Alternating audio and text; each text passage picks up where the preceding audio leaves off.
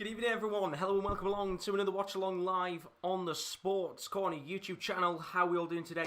I hope you're all absolutely fantastic. You've had a brilliant weekend of Ladbrokes Masters action, but we are back once again for the semi-final and the final of this brilliant competition. Now before we start the stream, as always, I just want to quickly let you know, I have put it in the comments as the pinned message, we are not showing the game live in this stream because of copyright reasons, hence why in the title it says it's a live watch along, not a live stream of the match. If you are looking to watch the stream of the matches tonight, I would highly recommend checking out the likes of twitch.tv, where there's a few streams on there that are streaming the darts. There'll be a few streams on YouTube, which will also be covering the matches. And of course, if you're in the UK, you can also access these matches tonight, which are available on ITV4. So once again, just very quickly, for those of you jumping in, wondering, and maybe you've never been in the stream before, but you might be wondering just, can I watch the matches in here? We can't show them because of copyright reasons. So if you are looking for access to the matches and you want to watch them for free, twitch.tv, and simply search in the search bar Ladbrokes Masters or darts, and a few streams will pop up for free of charge. Also, there'll be a few on YouTube as well that I recommend checking out. And if you're in the UK, ITV4 is where you can access the matches. But I've said it now, it's pinned in the chat, so any of you that do pop in, at least you know I'm not streaming it live in here properly. But for those of you that are here for the watch along, then don't forget to leave a like and a subscription, whether you're watching this live or on the replay as always. But what a weekend of action we have had at the Ladbrokes Masters. It's been a brilliant competition. Lots of action has been played out and lots of brilliant games. And usually this time of year would be the perfect opportunity for these types of players to go away on holiday, relax for a couple of weeks in the sun. But this year's been a little bit different, of course. With COVID, you would assume that the majority of these players will have been working hard over the last couple of weeks, practicing non-stop, getting as much practice in as possible to come into this competition and do very well indeed. And we started with 24 players. We are now left with the final 4. We've got 3 brilliant matches to come tonight. We're starting off, of course, with the semi-finals. We've got 2 really good games with 4 brilliant players, of course, which is going to be the semi-final section. And then straight after those semi-finals have been finished, we go into the final, which should be very good indeed. But the question is, who is going to be in that final? Is it going to be Gerwyn Price, the world #1? Or is it going to be the king of the floor, Mervyn King, who has certainly looked like one of the best players in this tournament so far? Or are we going to see Johnny Clayton, who played incredibly well in his match a little bit early on today, of course, played really good against James Wade? Or is it going to be the world #3, Peter Wright? Who knows? I mean, either way, brilliant games to come, of course. We've got 2 semi-finals. Our first one of the night being Gerwyn Price, who's going to be taking on Mervyn King. That game should be a fantastic one to watch. In my opinion, 2 of the very best players so far in this tournament, doing very well indeed.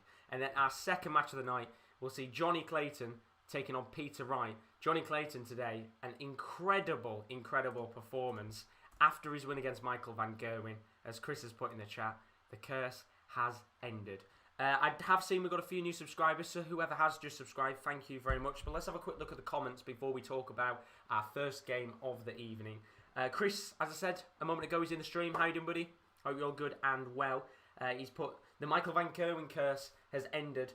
He's knocked out, of course, James Wade. Well played, Johnny Clayton, of course. Big result for him today, which we'll talk about in a little moment's time. Benjamin is in the stream. Hope you're all good, buddy. I did just see your Twitter message. Deadline day. I think there might be a stream tomorrow, but not a 12-hour one because it's been a pretty shit window so far. But keep your eyes out for that tomorrow. And then Kaiser, thank you very much for joining us in the stream. Says, hi guys, welcome along. Hope you're all good, buddy. Welcome to the stream. And then Chris has put, that would be a typical final. New #1 and world champion Price versus the defending Masters champion Peter Wright. I would love a King v Clayton final. Well, the question is, who would you like to see in the final? I'd love to see what you guys think will happen. Of course, we should have the final about 9 PM UK time tonight. So who's going to be in there? That is the question, of course, we're all wondering on tonight's action. But we're about to get underway with the first game of the evening. Gerwyn Price taking on Mervyn King. Let's have a quick talk about these two players because, in my opinion, these have been the best two players pretty much of the tournament so far.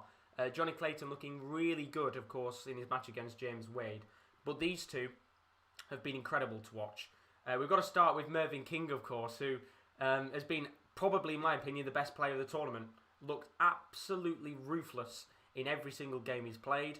And of course, he played Nathan Aspinall a little bit earlier on today in the semi-finals, which he won fairly convincingly. He was 9-1 up against Aspinall, and he was on course to potentially have our only second ever whitewash at the Ladbrokes Masters. But he came out, put in a really good performance, eventually won, I think, 9-4 or 9-5. And then, of course, is in this semi-final game against the world number one, that is Gerwyn Price, who himself has looked fantastic in this tournament so far. In fact, he, of course, in that early semi-final, beat Adrian Lewis 10-6. And very similar, I think, to Aspinall against Mervyn King. It was one of those games where Gerwyn Price was really pushing forward early on in the match and looked very, very dominant indeed. And, of course, he's coming into this match now against another player who's been dominant in all of his matches. So it's going to be interesting to see how this one pans out, because you look at it from an outer perspective and you kind of expect this game to be quite an interesting one, a close-fought match, I think you would have to say. And just as Gerwyn Price has come up onto the stage a moment ago, he's just bowed down to Gerwyn Price, which is fantastic there, Mervyn King. Seems in a really, really good mood for this tournament. And, of course, you expect him to be in a good mood because he's been playing fantastically well so far. And I'm really, really excited to see what these two players bring tonight at the Ladbrokes Masters. But Benjamin has put Xhaka in the final against King, God's sake. Kieran L would be loving it if he was here. And then Ostivan Ostiman TV, brilliant name, of course. How are you doing, buddy? He says, evening, mate. How are you? I'm doing fantastically well, thank you very, very much. I hope you're all good too. And then Marcel Van Dam, another lovely name, I have to say. He says, would love to see Mervyn win. He's very consistent since a couple of months. And I have to agree with you. I think, for me, I said at the beginning of the tournament, I would have liked to have seen Dimitri van den Berg win. But for me, the best player of this tournament so far has to be Mervyn King. Gerwyn Price has played fantastically well, and I think he comes as a close second.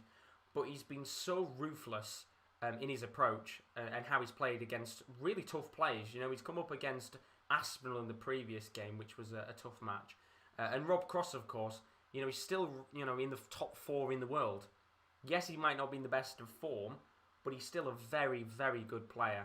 And it's going to be interesting to see how this game goes down. Now, I might be a little bit behind in terms of this match. I'm not watching on ITV Hub tonight, thank God. I think it would be a little bit frustrating if I had watched it on there, seeing as it's a little bit too far behind. But we are underway in our first match of the night. Thanks for all of you that have joined. As I said, we're not streaming the game in here, of course, just because of copyright reasons. But sit back, relax, get yourself a drink, which is exactly what we're going to do here. And relax, because this should be a brilliant game. Of course, this one is first to 21. Not first to 21, sorry, best of 21. So it should be interesting to see how this one goes down. But I know Chris has put his prediction in the chat for this game. So do put your predictions in too, because I'd be interested to see what you guys think. But he's put in the chat, Chris, he thinks it's going to be Gerwyn Price 11, Mervyn King 9, and then Johnny Clayton 9, Peter Wright 11, which is an interesting shout. And I'll make my prediction before the first legs rattle on the board. I'm going to say 11-10 to Mervyn King. Why not? With the way he's been playing right now, he's been fantastic. And I'm kind of hoping he goes, does go on and win this, because a Gerwyn Price Peter Wright final would be fantastic. It would be brilliant to watch. As Chris said earlier, it'd be one of those games. You've got the defending Masters winner in Peter Wright coming up against the world number one. Brilliant, brilliant game on paper. But I would love to see a King Clayton final. I think Johnny Clayton, of course, another one of the players that hasn't actually been announced for the Premier League, which I believe tonight we might have potentially our 10th man decided for the Premier League.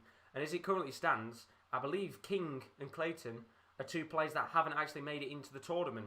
So if they can go far in this competition, which they already have, and maybe one of them make the final, we could potentially see either King or Clayton announced as the 10th man going into the Premier League. As Price rattles off a 43 finish to get the first leg on the board of the night.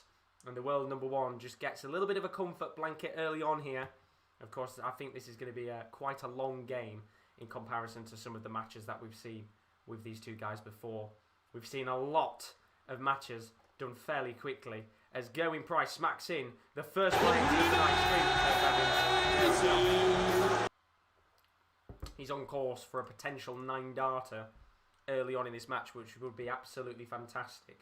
Although he's not going to get it here, as his 4th dart hits treble 5, so we won't be seeing no 9-darter. But we haven't actually had any opportunities at 9-darters yet in this competition, which is a real shame. But because it is such a short format in comparison to the Ali Pali and the World Championship, of course, it is one of those where you don't realistically expect to see any 9-darters in a shorter format competition like this. But Marcel's put it on. Very best of luck to both players. Who do you want to see win this game? You'll have to tell us in the chat. And Benjamin's put in the words of the Arnold, I'll be back. See you in a little bit, Benjamin. Good to see you as always, buddy. And Danny Max put good luck to both players. Of course, it should be a fairly interesting one. As I said, though, earlier, it is 1st to 11 now. Best of 21. So the format, realistically speaking, is still pretty short. Of course, the Masters never tends to have long leg formats. But we're only getting an extra 2 legs to what we've seen throughout the second round and the quarterfinals. So not really much of a change, to be honest, right now. In comparison to the other kind of competitions where you get maybe, you know, an extra 4 or 5 legs. This one is really short. But I think Chizzy is in pole position for final Premier League spot at the moment. But if King or Clayton reaches the final, all that could change. As it looks like here, Price is going to smack in the first ton plus finish of the night to 104 checkout on tops. Brilliant start to this game for the world number one, who takes a 2-0 lead against Mervyn King. And I forgot to say, these two have already played each other this year. And of course, you'll remember, wasn't too long ago at the Ali Pali, when Gerwyn Price smashed Mervyn King 4-1. In what was a brilliant game. You know, Mervyn King was playing really well at that tournament. And Gerwyn Price, of course, eventually did go on and win it. But this is a great opportunity for maybe Mervyn King to come out and just try and rattle Gerwyn Price a little bit here. Although he's already chasing, being 2 legs down. Interesting start to this match, because the one thing King does not want to do here is let Price go into a break at the start, potentially 4 or 3 legs up, because you're chasing early on. So it's already going to be quite decisive at these early stages of the match. Of course, at every break, we'll go through the stats, we'll talk about the players. But we've got another brilliant match tonight. Johnny Clayton taking on Peter Wright. That should be a brilliant night. But we've also got a brilliant night of action on the Sports Corner. Because if you're a big wrestling fan tonight, of course you will know that it's Royal Rumble, which is a little bit later on this evening. So depending on what time this finishes, straight after I'm done, you'll be able to watch a brilliant, brilliant Royal Rumble 2021, which will be live on our channel straight afterwards, with Kieran D, Rowan and Kieran L. So don't miss out on that. We've got a brilliant night of action. Of course, we're live from like 7 till the early hours of the morning as King rattles in a 60 finish, and that is exactly what he needs at this early stage of the match. He's 2-1 down to Gerwyn Price as it currently stands, but both players having a fairly decent start. Of course, Gerwyn Price a little bit more than Mervyn King. He's currently averaging 104.86. Mervyn King just a little bit behind on a 91 average. He's going to have to put at least 10 points onto his average here, in my opinion, if he wants to match Gerwyn Price, who has started off in a similar vein to what he has in his last 2 matches.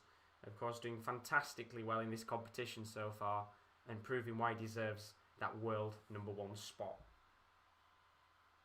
So we're into the 4th leg here. Gerwyn Price at 350. Mervyn King at 4-1-2. And as I said, let's have an interesting conversation about the Premier League of Darts. Right now, of course, we've pretty much seen every single player that isn't in the Premier League of Darts yet. We've got that 1 extra spot available. Who would you like to see as the 10th man of the Premier League of Darts? Put it in the comments below, because I am interested to see who you guys want to see in the Premier League. And I think at this rate, as Mervyn King rattles in a 180 to put himself down to 174. I do think if King or Clayton get through, one of those two will be in the Premier League of Darts. And it was quite interesting, actually, because it was an interview, actually, earlier on today with Johnny Clayton before his match in the quarterfinals, even. He talked about potentially getting into the Premier League of Darts. And, of course, I don't know if many people are aware, but he tends to have a daytime job as well. So he does this kind of as a little bit of a hobby. Although I'm going to stop for a second because there's a chance at a 116 checkout for Gerwyn Price. And how about that for a finish on top? So he's 3-1 up. And he absolutely roars the house down there. That is a massive moment in the game. Another ton-plus finish early on in this match. And both players currently averaging 100% on their doubles. And coming back to Johnny Clayton, of course, earlier on today, he actually got himself a 91% checkout overall in the match, which is the highest checkout average we've ever seen in a Ladbrokes Masters match. It is such an impressive checkout stat. But right now in these early stages, both players averaging perfection in terms of the checkouts. Marcel Van Dam's put quality start from Gerwyn. Absolutely agree with you. Really good start to this game for him. Chris has put Liverpool have agreed a fee in the region of 2 million with Preston for Ben Davies. Not bad. And then Jordan's in the stream. How are you doing, Jordan? Hope you're all good. Welcome to the stream, buddy. Hope you are good today. So we've got one more leg here before we go into the break, the first break of the night. And I think this is going to be pretty crucial early on here. Mervyn King does not want to let Gerwyn Price have a 3-leg advantage over Mervyn King early on in this game. Otherwise, he's going to be chasing quite a bit early on. He's got a chance to check out 125 here. He gets the outer ball, going to get treble 20, which he isn't going to get in the end, which means he will be coming back at a checkout on double 10 with Gerwyn Price back at 310 here. And you would expect Mervyn King to go 3-2 up on legs. To go 3-2 on legs at the break and go one behind Gerwyn Price. So 3 darts at double 10. And he only needs 1 dart. And he smacks it in. And we go into the first interval of the night with Mervyn King just 1 leg behind Gerwyn Price at 3 legs to 2. And both players not playing too bad so far. I think you've got to say Gerwyn Price is playing a little better than Mervyn King is. But with both players looking very solid on their finishing right now, this could be quite an interesting game to watch if that form continues after the break, which is in a moment's time, of course, when they come back. But Jordan's asked, is WWE tonight the next stream? It is indeed. Just very quickly while you guys are in the stream, this is what's to come tonight. It's a massive night of action on the Sports Corner. Of course, we've got the final, which is coming up a little bit later tonight at 9 PM UK time. Maybe a little late, depending on this match. But straight afterwards, at about 11 PM, you can join Rowan and both the Kierans for Royal Rumble live reaction. That's from 11 o'clock. We've also tomorrow got deadline day action live on the Sports Corner. So you do not want to miss it. If you are into your football, there is a lot of deals to be done before that deadline day closes. The deadline shuts off at 11 o'clock UK time. So keep your eyes out for that because it's going to be very good tomorrow to have a deadline day stream. But let's have a quick talk about that match between Gerwyn Price and Mervyn King. Because as it currently stands, Mervyn King, I nearly said Mervyn Price there, mixed the names up. Mervyn King, he's only 1 leg down to Gerwyn Price. And I think he'll take that going into this first break after the electric start that the world number 1 has had in this match. And when you look at the stats, it's actually Mervyn King that's currently averaging just a little higher than Gerwyn Price. He's currently averaging 100.05, it's 100.50 even, in this game, in comparison to Gerwyn Price's 97.68.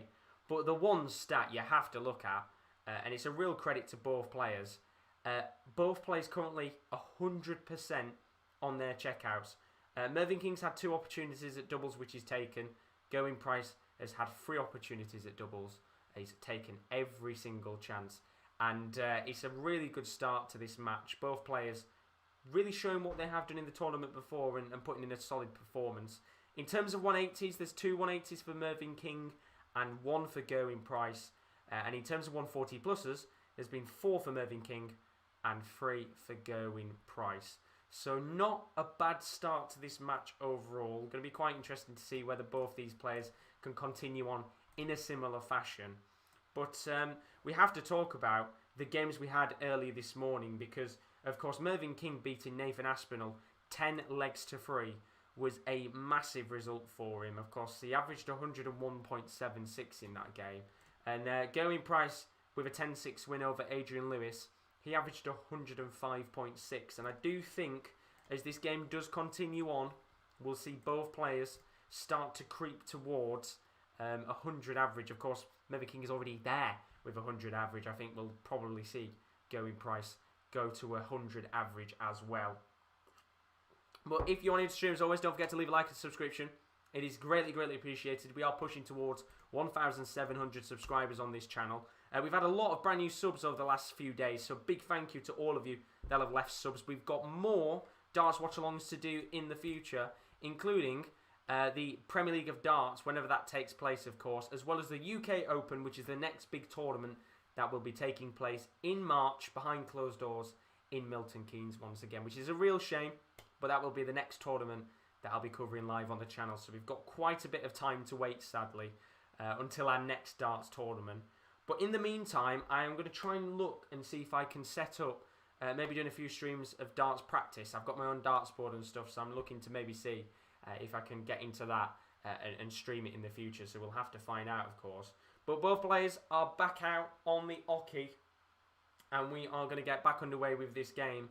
And depending on what happens here in the next 5 legs, one of these two players could be breaking away from the other and maybe going into the second break of the night with quite a good advantage.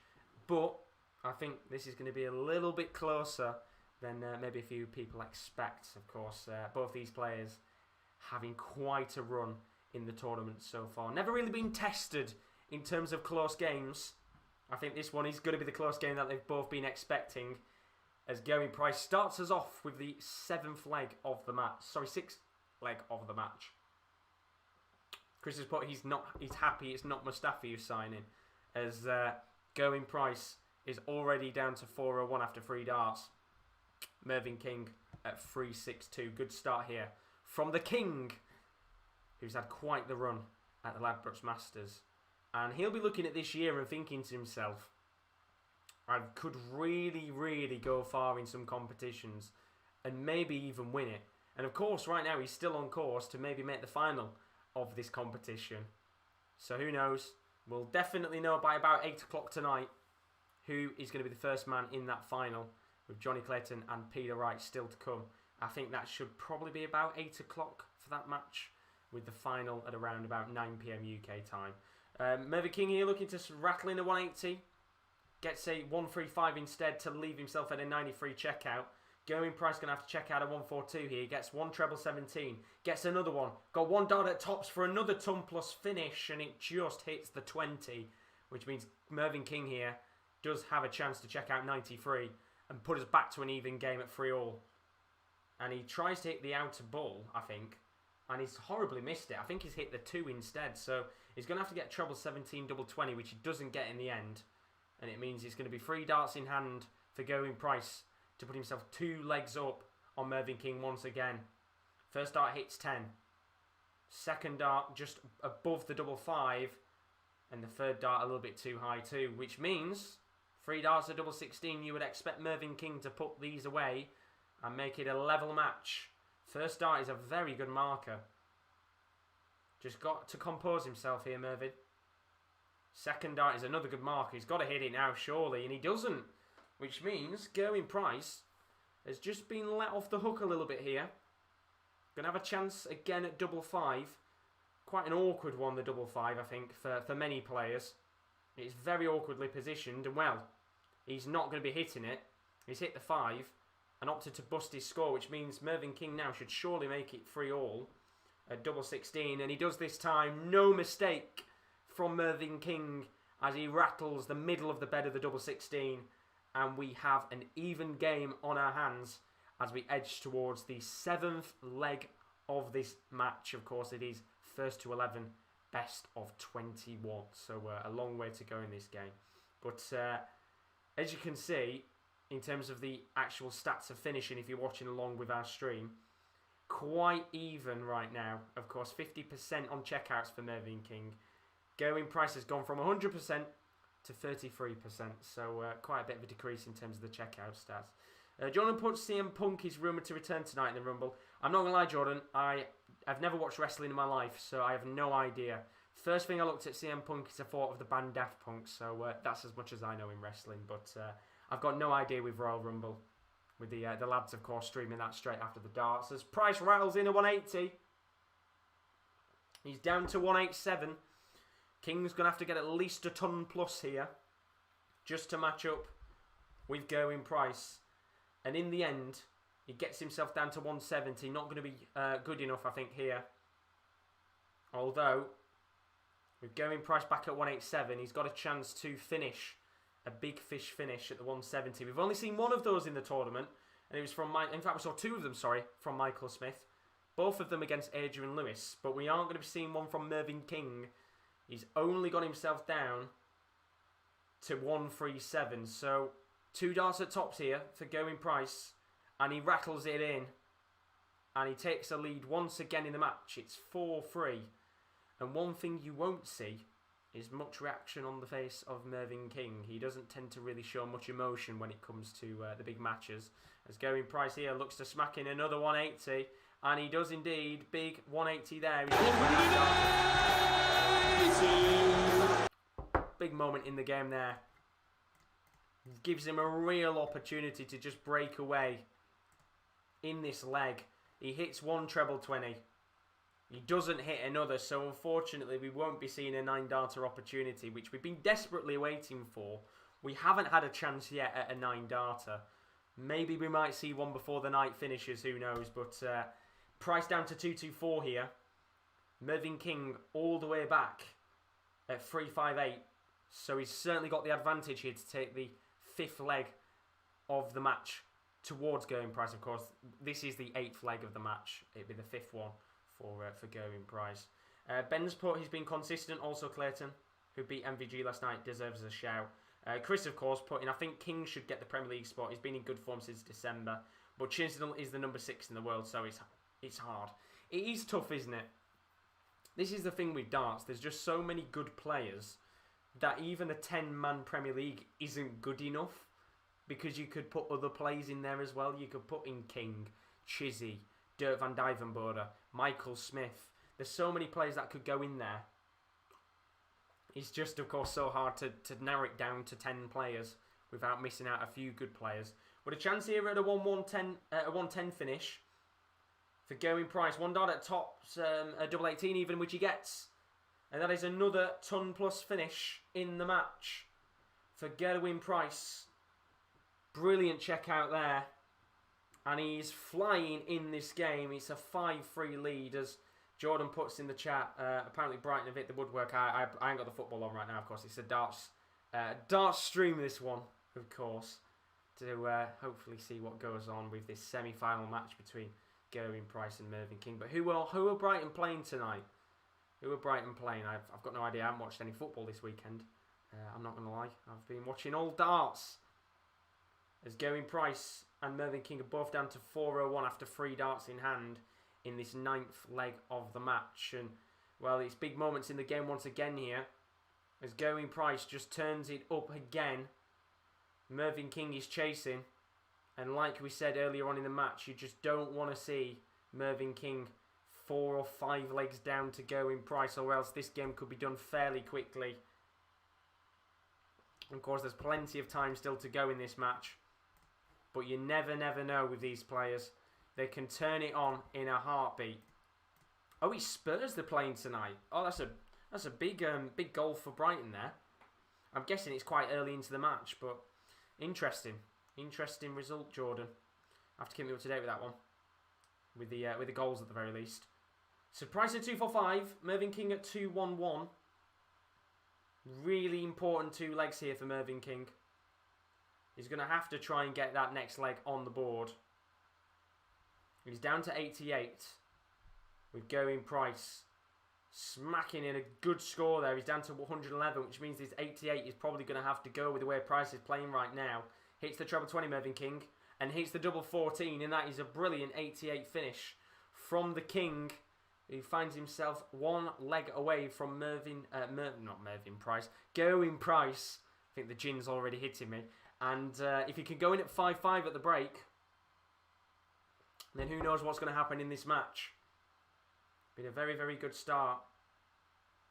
Both players living up to the hype of this match, as you would expect.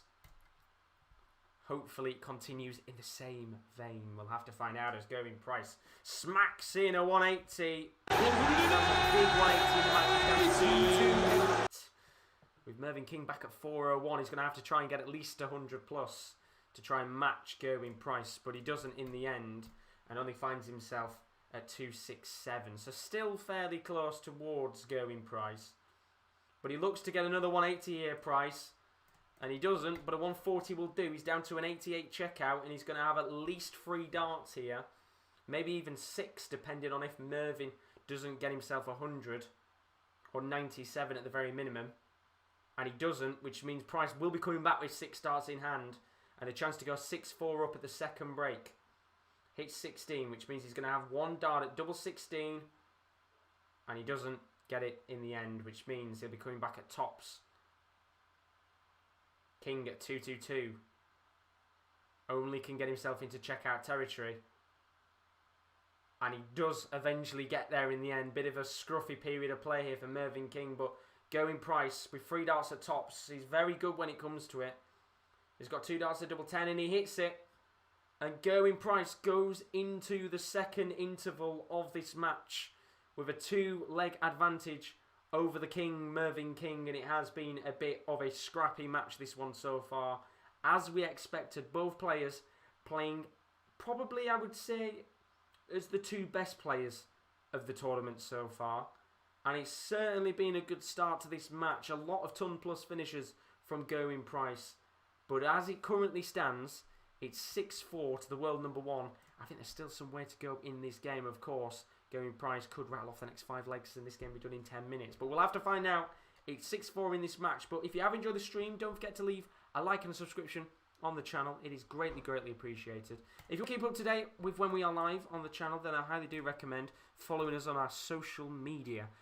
You can follow us on Twitter and Instagram, where we post all the time when we're going live. Our Twitter is @_top_corner, and our Instagram is _sportscorner_. So highly worth checking those out if you want to know when we're live. We've had darts and football streams and vice versa. And then, of course, as we always say, we've just recently uploaded plenty of new articles onto our new website, thesports-corner.com. There's new articles every single day, so if you've got a spare 10 or 15 minutes, I don't know, maybe you're on a bus or a train ride and you want to read some sport articles, then highly worth checking us out on the sports-corner.com. You can also access our live streams on our website, so if you can't get a hold of YouTube, then you can always watch our streams on there whenever we are live, including, of course, our watch-along straight after this tonight at 11 PM. If you are a wrestling fan, we've got Royal Rumble live reaction with Kieran L, Kieran D and Rowan. You do not want to miss it. They will be on straight after the darts has finished. So an action-packed mammoth night of action at the Ladbrokes Masters 2021. As well as on the Sports Corner, because we've got a brilliant game right now between Gerwyn Price and Mervyn King. So let's have a quick talk through the stats before both players come back out onto the hockey. Let's have a quick sip of gin. In terms of the stats, Mervyn King currently averaging 96.43, so a little drop-off in this game for the King as he's continued on. As for Gerwyn Price, he has improved his average. He's now up to 99.96, and I'm pretty sure we'll see him go up to 100 average very, very soon. In fact, I think we'll see both players go up to 100 average soon in this game. As for the checkouts, after the first interval, we were sat here saying both players were checking out at 100%. That has, as expected, changed. Gerwyn Price is 46.15% on his doubles. That's 6 out of 13. As for Mervyn King, 57.14%. That's 4 out of 7 on his doubles. So a slight decrease from their checkout percentages earlier on in the match. But still very good, you have to say. As for 180s, we've had 4 180s from Gerwyn Price and 2 from Mervyn King. And then for 140 pluses, we've had 7 for Gerwyn Price and 5 for Mervyn King. But the important stat I think we have to look at is the 3 or 4 ton plus checkouts we've had from Gerwyn Price. Now, if you remember, it was a few weeks ago at the Ali Pali, where I think it was a game involving Gerwyn Price, where it had the most ton plus finishes in a World Championship match. I think it had like 9 or 10 or something stupid. He's kind of putting in a very similar performance. Every time he's lingered around the 100 plus checkout area, he's doing quite good, I have to say. And well, as it stands right now, he's absolutely rocking and rolling in this match as both players are back out onto the oche for what I'm pretty sure now will just be the rest of the match. I'm pretty sure there's no more intervals in play, if I'm correct. But Jordan's just put, apparently Patrick Catrone has joined Valencia on loan from Wolves. Not bad. Good little signing there for Wolves, actually. Quite an interesting signing, that one. And then Chris has put, just having rested my Chinese takeaway leftovers. Nothing better while watching the darts. There's nothing better than the darts, is there, if we're being honest with you. And then Ben's in the stream. Evening, Josh. How are you doing? You absolute legend. Welcome along to the stream, Ben. Hope you are all good and well. Well, let's get back underway with this game between Gerwyn Price and Mervyn King as it currently stands. Gerwyn Price is 6-4 up on Mervyn King. And that was the game, Chris. Thank you very much. It was Price Bunting in the semi-final. Brilliant, brilliant game that was, wasn't it? Really, really good match. Actually, probably one of the less talked matches of the tournament. Because that game was a brilliant, brilliant match. Because Bunting, I think on any other day, Bunting could have won that type of match against someone else. But with how Gerwyn Price was playing, it was just such a great game to watch. That I think that's a very underappreciated game, I think, from the World Championship last year. Very underappreciated. But right now, we've got a brilliant semi-final. Gerwyn Price at 2-3-5. Mervyn King currently at 2-3-3. Gets himself 121 to leave himself down at 1-1-2. He's going to have at least 3 darts at that 1-1-2. With Gerwyn Price back at 2-3-5. And in fact, he's going to have 6 darts at that 1-1-2. Price very unlucky there. Bounce out. I mean, he only gets 60 to leave 195. And it should put Mervyn King in the driving seat here to get himself a 1-1-2 finish. And I tell you what, he didn't even have to go for a 1-1-2 finish. He would have had another 3 darts. But he gets it in the end, and it's a brilliant 1-1-2 finish there. Fantastic to see. And another ton plus finish in this match. Gary Scott, how you doing, buddy? I hope you're good. Welcome along to the stream. He says, I didn't say what part of the country you're from. I'm from Sheffield. Proper northern accent. Yes, from Sheffield. So very, very northern indeed. Not from Oldham though, as you guessed last time. From good old, I'd say good old Sheffield, but it's quite a tragic place. But you'll have to say, where are you guys from this stream? It's always nice to kind of have a look and see where you're watching from and where you're from, whether you be from the UK or from abroad. We've got quite a vast amount of people from around the world in here. As Gerwyn Price smacks in a 180. Where is Kurt? 6-1. Mervyn King here going to have to try and get a 140. In fact, he does quite well to get himself down to a checkout at 128. So Gerwyn Price, with the way that this match has gone so far, you would have kind of expected him to check out a 161. He doesn't, and he's only left himself with a 135, which means Mervyn King here does have the advantage to take this to 6-6, and he's got a chance of the ball for a 128, and he doesn't get it, and he hits the 2 instead. But that would have been another ton plus finish in this match.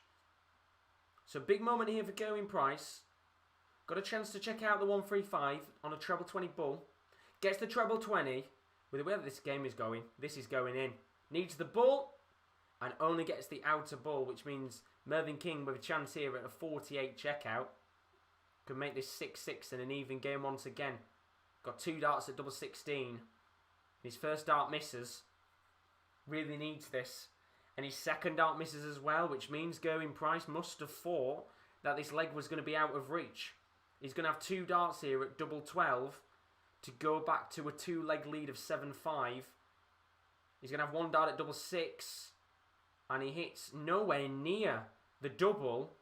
And Mervyn King now probably breathing a sigh of relief if he can get this double 16. First dart completely wayward. And second dart is in, and Mervyn King, yeah, I nearly said Mervyn Price again. Mervyn King will be absolutely delighted he's got himself back in this game. Gerwyn Price there, just kicking himself a little bit. He had a few opportunities to get a 2-leg lead in this match, but Mervyn King, we know what he's like. He's a quiet player, he doesn't show much emotion, and it tends to do him quite well. Brilliant start to the semi-finals of the Ladbrokes Masters. Two of the very best players of this tournament up against each other as Gerwyn Price practicing a 180. That's another one in this game. He's on course potentially for a 9-darter if he's feeling fruity and he gets himself 2 more treble 20s in the bag. Jordan's put, he's from Wales. Interesting. Good to see a few people from Wales in the stream. He says Chelsea won their first game earlier. 2-0 for Tuchel's first win. Big win that for Chelsea. Fair play to them. Fair play to them.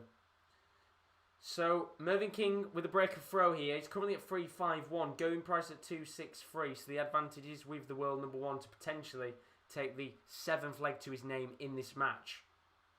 Although Mervyn King going to get a 140 to leave 211. It's most likely that Gerwyn Price will be the first to get to checkout territory, which he does, getting 2 treble 19s and a 20 to leave 129. What can Mervyn King do here? Got to try and pressurise Gerwyn Price. He starts off with a 1, gets a 20, and I think he's only just got himself to 170. So Gerwyn Price with the advantage here at a 129. You'd assume he's probably going to have 6 darts at this, unless Mervyn King checks out a big fish finish, which would be a brilliant, brilliant way to take the lead. 2 treble 20s and a bull, for those of you wondering what a big fish finish is, which we're not going to be seeing, sadly, as Mervyn King only hits 20 with his first dart, which means Gerwyn Price here at 72. Going to go down the 16s route. So he's got 1 dart at tops, which he doesn't get. And a little bit sloppy here, I think you have to say, in terms of finishing. Both players just going through a little bit of a rough patch, but Mervyn King here, on for a 1-1-2 finish, gets the treble 20. He's going to have 1 dart at tops, which he gets. And it is another ton plus finish in this match, a 1-1-2 this time from Mervyn King. Brilliant, brilliant finishing at times in this game. And literally, as I just said, they were both being a little bit sloppy on their finishing. Mervyn King smacks in a ton plus finish. You couldn't write it. We've had 5 in the match. We've had a 1-1-6, a 1-1, a 1-10 and a 1-4 from Price. And then we've had 2 1-1-2 finishers from Mervyn King. Very, very interesting to see what a brilliant game this has been so far. 2 class players playing very, very well, as you would expect, considering their form over the last few days in this tournament. Chris has put in the chat, thoughts on Michael Van Gerwen? I don't think he's been the same player since 2019. Well, I found out, actually, when we did the Van Gerwen Clayton game, he was supposed to be using his new set of darts. Of course, we've seen him use his old set of darts, which he's been struggling on quite a bit over the last couple of months. He was supposed to be using his new set of darts. He'd been practicing, I think, for a few weeks with them. And I think he said he was going to take them into this tournament. But apparently, at the last minute, he decided to go back to his old darts again. So whether it's a bit of nerves, I don't know. But apparently, he's going to use them in the floor tournaments over the next few weeks, where things are a little bit less pressurised, which is understandable. So by the time we get to March and we get to the UK Open, you know, he's had a little bit of a run with his darts, and he could come into one of the big majors and give it his best and have that practice run with them. So very interesting, I think, but he's not been the same player for a couple of months now, I think. And will he get? I think he'll get back to his best at some point. You know, every player has a blip, but it just depends how long this blip is for. You know, for some players it can go on forever, and you never see the best of them again. I think the best example of that is probably Adrian Lewis. But I mean, we saw a fantastic actual Masters run for Adrian Lewis. He had a tough game against Michael Smith in the first round, beat him. Had a tough game against Gary Anderson and beat him. Started to improve later in the game against Gerwyn Price, but there's positives he can take. Gerwyn Price here with a 57 checkout opportunity and doesn't get it in the end, so a chance here for Mervyn King to flip this game on its head and take a 2-leg lead. on a 78 checkout. He's going to have 1 dart at tops here, which he doesn't get. So Gerwyn Price, who's had a few issues at the double 5 tonight, can make this game even at 7-7 if he can get the double 5. First dart a little bit too high. Second dart a little bit high but a good marker. And the third dart hits the 5, which means surely now Mervyn King, with 3 darts at tops, should make this 8-6. First dart is a really good marker. He's got 1 dart at double 10 now, which he doesn't get. And I think you can see the reaction. That's the first time I think we've seen in this tournament Mervyn King react in a game. He knows how crucial that is, because now Gerwyn Price has 2 darts at double 2 to make it 7-7, and all he needs is 1 dart. And this game is a feisty one. Usually you'd see quite a reaction from Gerwyn Price, but he knows right now he's in a real tricky match against the King, and he finds himself 7-7 in this match. And how must Mervyn King be feeling right now after missing 3 darts at tops? He could have had a chance to go 8-6 up here on the world number 1. Instead, he finds himself 7-7. And the way that this game is going, we could see this go all the way and have the full 21 legs, depending on what happens. We'll have to find out, of course. There's a long way to go. In terms of their averages since leg 11, both players just averaging around about the 80s mark right now. So a little bit of a blip in play for both players. But it's still a very good match overall. Gerwyn Price at 2-2-7. Mervyn King at 3-1-6. Nail-biting tension for both players right now on this hockey. Very, very nail-biting indeed. Price gets himself down to 1-3-6. He's going to have at least 3 darts here with King back at 1-9-3. But how much pressure is he going to be under? King gets treble 20, treble 1 and 20 to get himself to 83. That leaves him at 110. Gerwyn Price at 136. He's not going to be able to check it out, which means King will be coming back at 110, and he's got an opportunity here to go back into the lead in this topsy-turvy game. Really big moments here. Treble 20, 18, double 16 needed. Gets the treble 20. He's going to have 1 dart at double 16 for another ton plus finish. And he hits the 16, unfortunately, which means a chance here for Gerwyn Price to check out 80. He's going to have 1 dart at tops here to go back into the lead of this match. Big moment. Can he get it, the world number 1? No, he can't. Just above the ring of the tops. And now surely Mervyn King should go back into the lead here. 3 darts at double 8. Big moment in the game for King, and he gets it. And he's back into the lead. And we do have another breaking play. I didn't think we did, but we do. And that's our 15th leg. And for the first time in the match, it's Gerwyn Price who finds himself in the losing position. Mervyn King has certainly turned it up as this game continues on. And in this semi-final, for the first time, Gerwyn Price has some work to do. The world number 1 finds himself 8-7 down on Mervyn King. This game has got a long, long way to go with how it's panned out so far. We'll talk about these stats in a moment. But yes, you can update us in the chat, Jordan, with the matches. But I would probably only put the goals in. So I wouldn't put anything like corners and stuff in. I'd probably just keep us up to date with the goals. So the chat, of course, I can see what's going on in the chat. But keep us up to date with it, Jordan. But let's have a quick look and see what's coming up on the Sports Corner over the next few days. For those of you that are wondering, we've got plenty of content to come, of course. We've got the final of the Ladbrokes Masters, which will be taking place around about 9 o'clock tonight. And then after the Masters is finished, we are live with Royal Rumble reaction. You can join Rowan, Kieran D and Kieran L straight after the Ladbrokes Masters, so don't go anywhere once it's finished. And then tomorrow is transfer deadline day. I don't think anyone knows it's transfer deadline day, but it is. And at some point tomorrow we will be live with a little bit of deadline day action, so you do not want to miss it. Probably not going to be a 12-hour stream like we did last time, but at some point I will probably do a little bit of deadline day action. So don't miss out on it, because there's going to be, hopefully, fingers crossed, you know, who knows, a few deals going on in the background.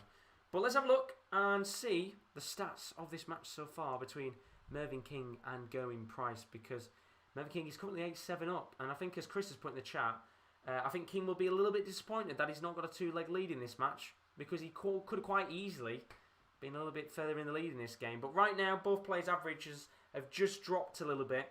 Mervyn King averaging 92.16. Gerwyn Price averaging 92.88. So not necessarily a classic in terms of how this game has panned out average-wise. And even with the checkouts, they've just both taken a little bit of a blip in the game. Gerwyn Price, 29.17 on his checkouts. That's 7 out of 24 on his doubles. As for Mervyn King, 8 out of 20 on his doubles. That is 40%. So a little bit of a blip in the match, as you would expect, of course, as this game continues on. But we've seen 500 ton-plus finishes, which is absolutely fantastic. Really, really good to see. And in terms of 180s, we've had 6 180s for Gerwyn Price and only 2 for Mervyn King. But an interesting game, this one. I don't know how you guys feel about this match, because it's a very, very topsy-turvy game. And with the way it's kind of panning out, I think there's a long way to go in this one. I don't think this game is going to be done until probably about 8:30 tonight. This could go all the way, in my opinion. But Marcel Van Dam has put still doable. Certainly is indeed. He's got plenty of time, Mervyn King, to take the lead in this game and maybe even run away with it at the end of it. But Dimsky is in the building. How are you doing, buddy? Welcome along to the stream. Says, hey, buddy. Here again. You are looking good. Thank you very much, Dimsky. One thing I can say is I've had some actual good sleep this time, which is always a big positive. So I'm feeling a bit more refreshed than I have been over the last few days. But I tend to get up fairly early in the morning. So when I'm streaming at the end of the day, I do get a little bit tired, but I'm feeling very good. And of course, looking forward to the rest of the matches tonight, because you can see on the right-hand side of your screen, we've got one more game in the semi-finals to come. Johnny Clayton is taking on the world number 3, Peter Wright. So that will be straight after this match has finished. As far as I'm aware now, I don't think there are any more breaks in play after we've had this interval, which I think both players are just coming back out onto the hockey in a moment. So we should be playing all the way till the end now. How long that's going to be, I don't know. But it's very, very hard to tell right now who's going to come out with a victory in this game. It's a very, very even match. Dimsky's put keep off the gin. Well, it would be bad news if I was to tell you I have got gin right now. I'm going to not drink as much tonight, purely because it does make me very, very tired. As Gerwyn Price smacks in the first 180. 9-darter opportunity. Who knows? Maybe we might have a chance. We'll have to find out. Big moments in the game here. He gets a treble 20. Gets another treble 20. And he gets another one. Roll for a 9-darter chance here. Big moment in the game this could be. Gerwyn Price is on for a 9-darter. Big, big moment here for Gerwyn. Can he hit it? Well, how about this? Doesn't get the treble 20 he needs. So there'll be no 9-darter, unfortunately. But I tell you what, he's left himself, I think, at 36 after 9 darts. Brilliant scoring there from Gerwyn Price. What a way to start after the interval. And I'm pretty sure we're going to see him go 8-8 in this match. Unless he absolutely cocks this up. He's got 3 darts at double 18. First dart is a good marker. And the second dart hits the double 18. And that is a 11-dart leg from Gerwyn Price. And just like that, it's 8-all in this match. Remember, it is first to 11. So we are potentially maybe 3 legs away from this potentially being done and dusted. Could just put the disappointment in Josh's face after a 9-darter attempt. I haven't seen a 9-darter live on stream. The problem is, right, the last 9-darter we had, of course, was James Wade a couple of weeks ago. I wasn't live for it because it was an afternoon session, and I don't tend to stream the afternoon ones, so I missed it. And to be fair, it was quite a miserable 9-darter anyway, because James Wade was playing absolutely shite against Bunting. But we've never had a 9-darter on stream. So I'm hoping, fingers crossed, whenever that may be, we do get a 9-darter on stream, because you'll get a good reaction. I'm quite reactionary, as you can tell. You know, when it comes to football watch-alongs and darts, I'd probably say I'm probably the most reactionary person on this channel. I just love football. I love sports. It's so good to watch. As this game is currently 8-8, and my stream is frozen, so I'm just going to wait a second or two to see if this does come back. But right now, it looks like there's a chance here for a 130 checkout for Mervyn King. He gets the treble 20, has a chance at the bull, which he's not going to go for because he's going to have 3 darts in hand at double 16 with Gerwyn Price all the way back at 180. So we'd assume that Mervyn King is about to take the lead again here. Apparently Mane's had another injury for Liverpool tonight. Not good for Liverpool at all. But double 16 is hit by Mervyn King.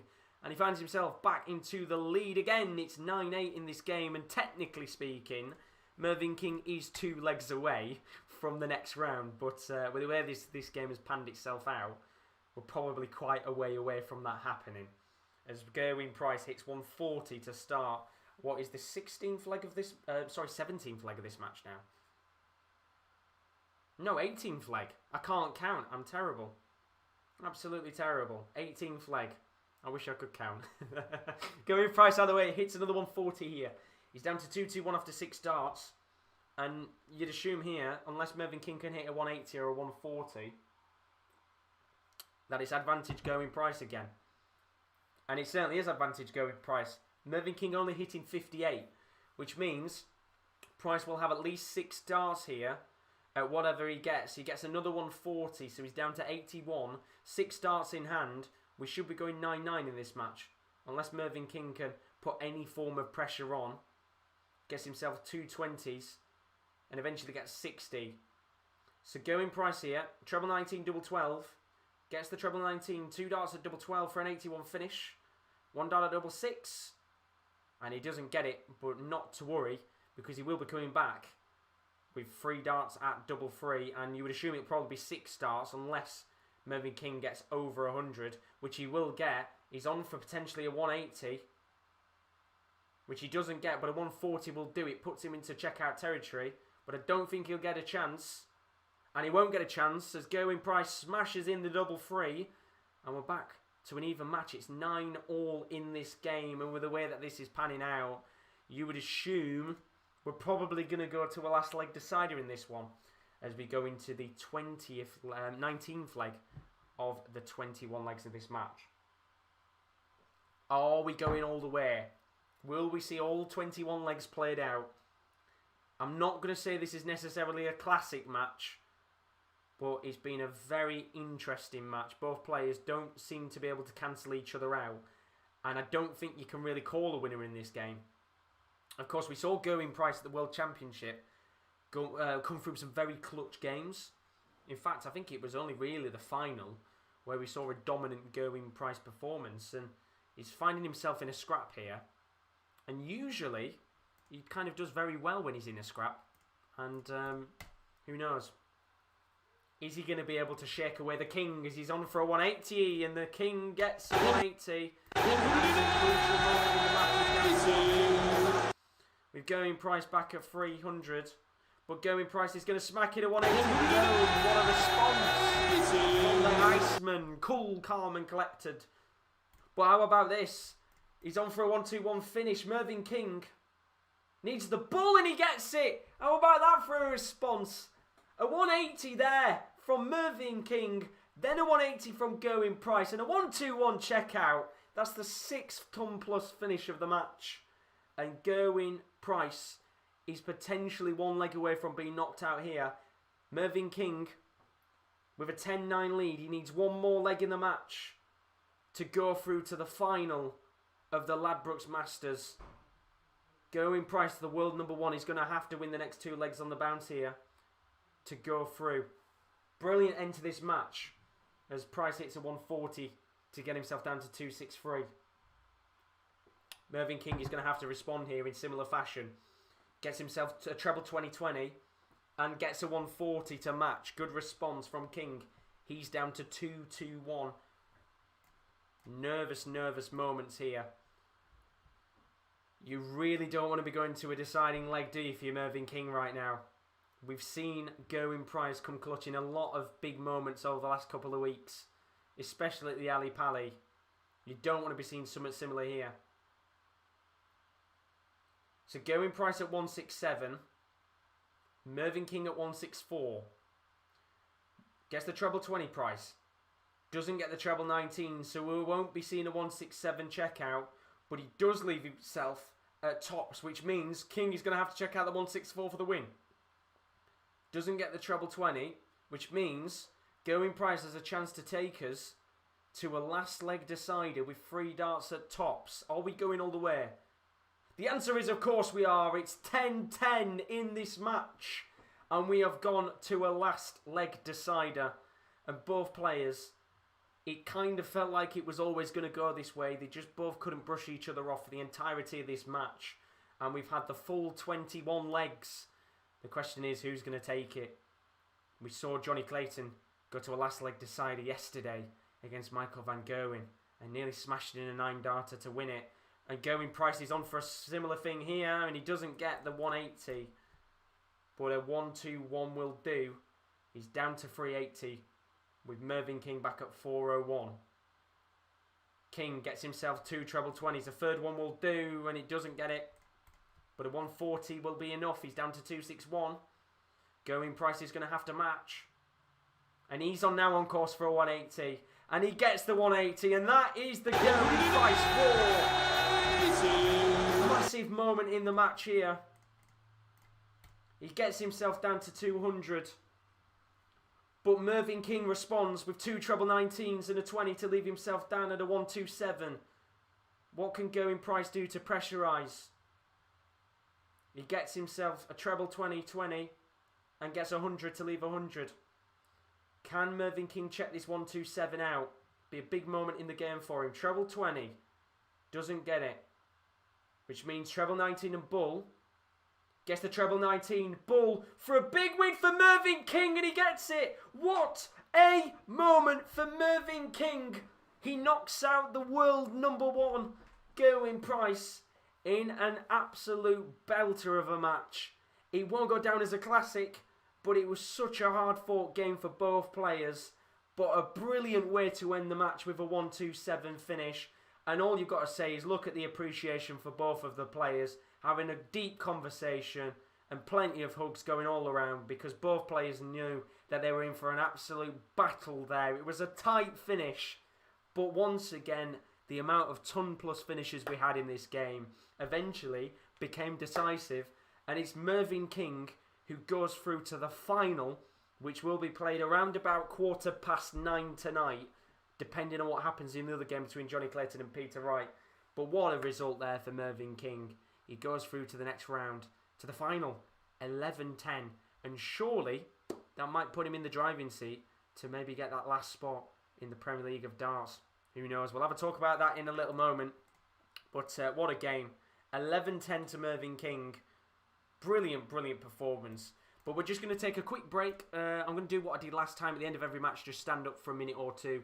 And just get the legs moving a little bit. So I'll be back in a minute or two. Get yourself a coffee, get yourself a drink in. Sit back and relax because we'll be back in a minute to talk about the game we've just witnessed alongside our next match, which is Johnny Clayton taking on Peter Wright. We'll be back in just 2 minutes. See you in a moment.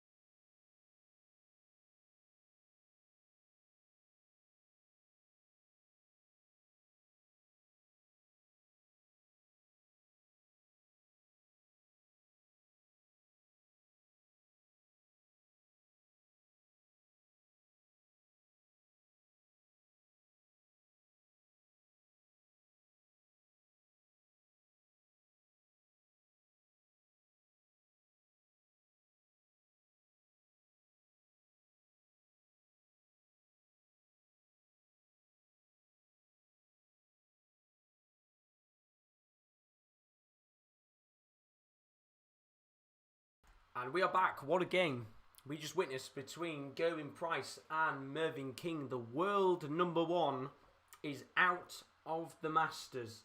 He's had a fantastic run in the competition, but the King was too much for the Iceman as he's slayed and knocked out as Mervyn King, ranked 20th in the world, makes the final of the Masters. And what an opportunity this could be, potentially, for Mervyn King to win a PDC major, something that is very, very rarely often said. In fact, I don't think he's ever actually been able to win one, so it'd be a big moment for him. For a player that wouldn't have technically even been in this competition had the Masters not been upgraded to a 24-player format. And what a decision that was, because some of the very best players in the tournament have been the ones that weren't even in the top original 18 or 16 that originally was going to be anyway. So, big performance there from Mervyn King. But let's just have a quick talk about the averages and the stats of this match, because it was a brilliant game to watch in terms of how closely fought it was. It won't go necessarily down as a classic, but it will be a very memorable match for Mervyn King for how he played. Both players averaged quite well in the game. Mervyn King averaging 97.18, Gerwyn Price averaging 99.46, which isn't the worst averages in the world in this semi-final. Checkouts wise, 33.33% for Gerwyn Price. That was 10 out of 30 on his doubles. As for Mervyn King, really dominant on his checkouts, 47.83%.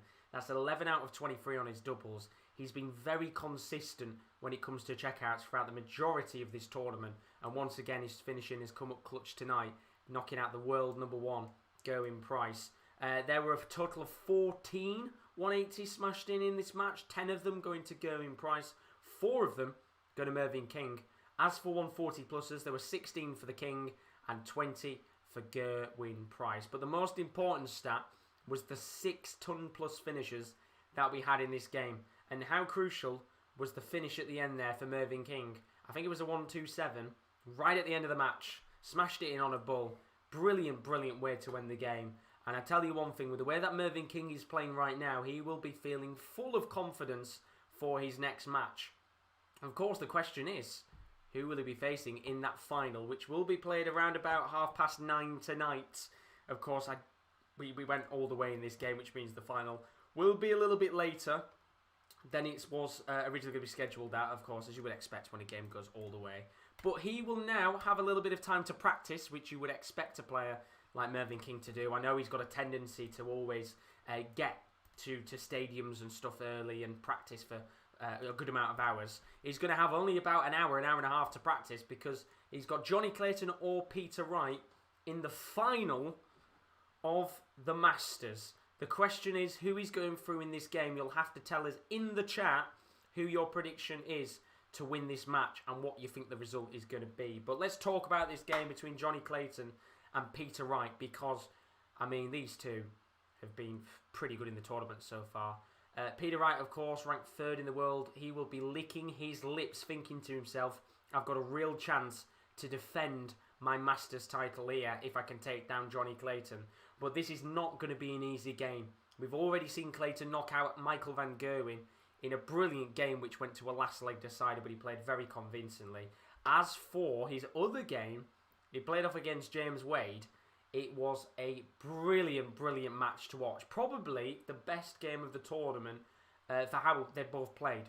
It was a really good match.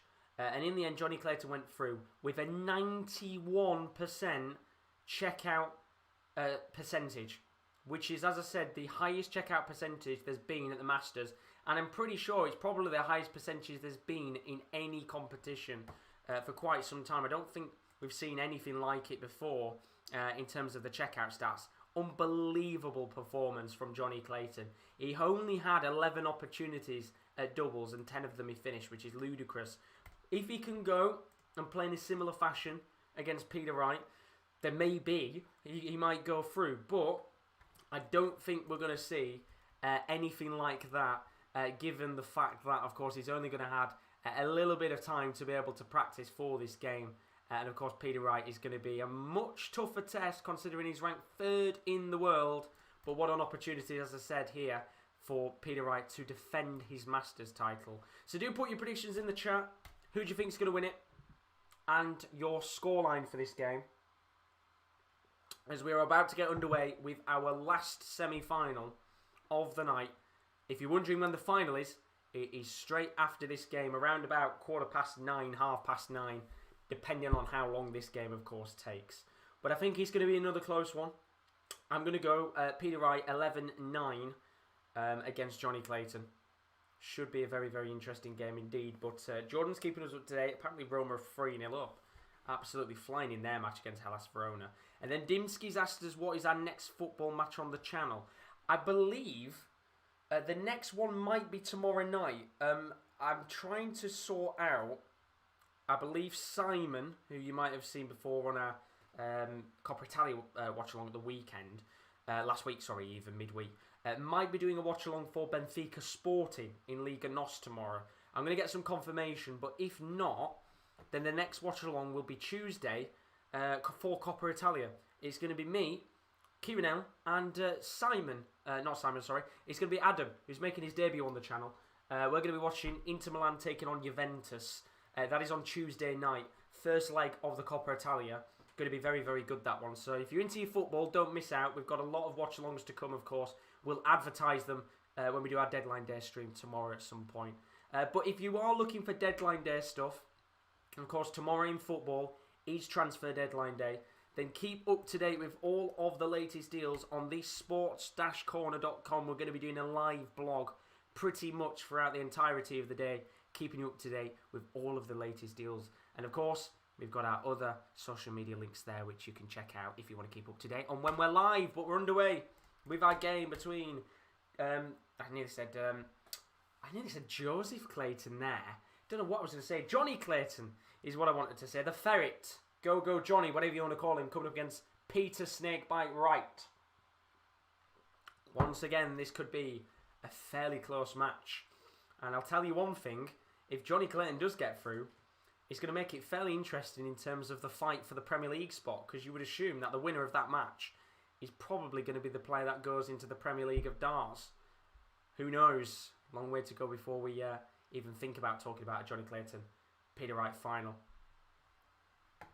So big moments here in the game, early on in this match, as Johnny Clayton's down to 1-2-2, Peter Wright back at 2-6-1, Clayton with a break of throw in this game, as Wright smacks in a 140 to leave 1-2-1, so keeping close by his opponent early on in this game. And as I was saying before at the beginning of this stream, of course Johnny Clayton is actually a carpenter, doesn't do darts for a living.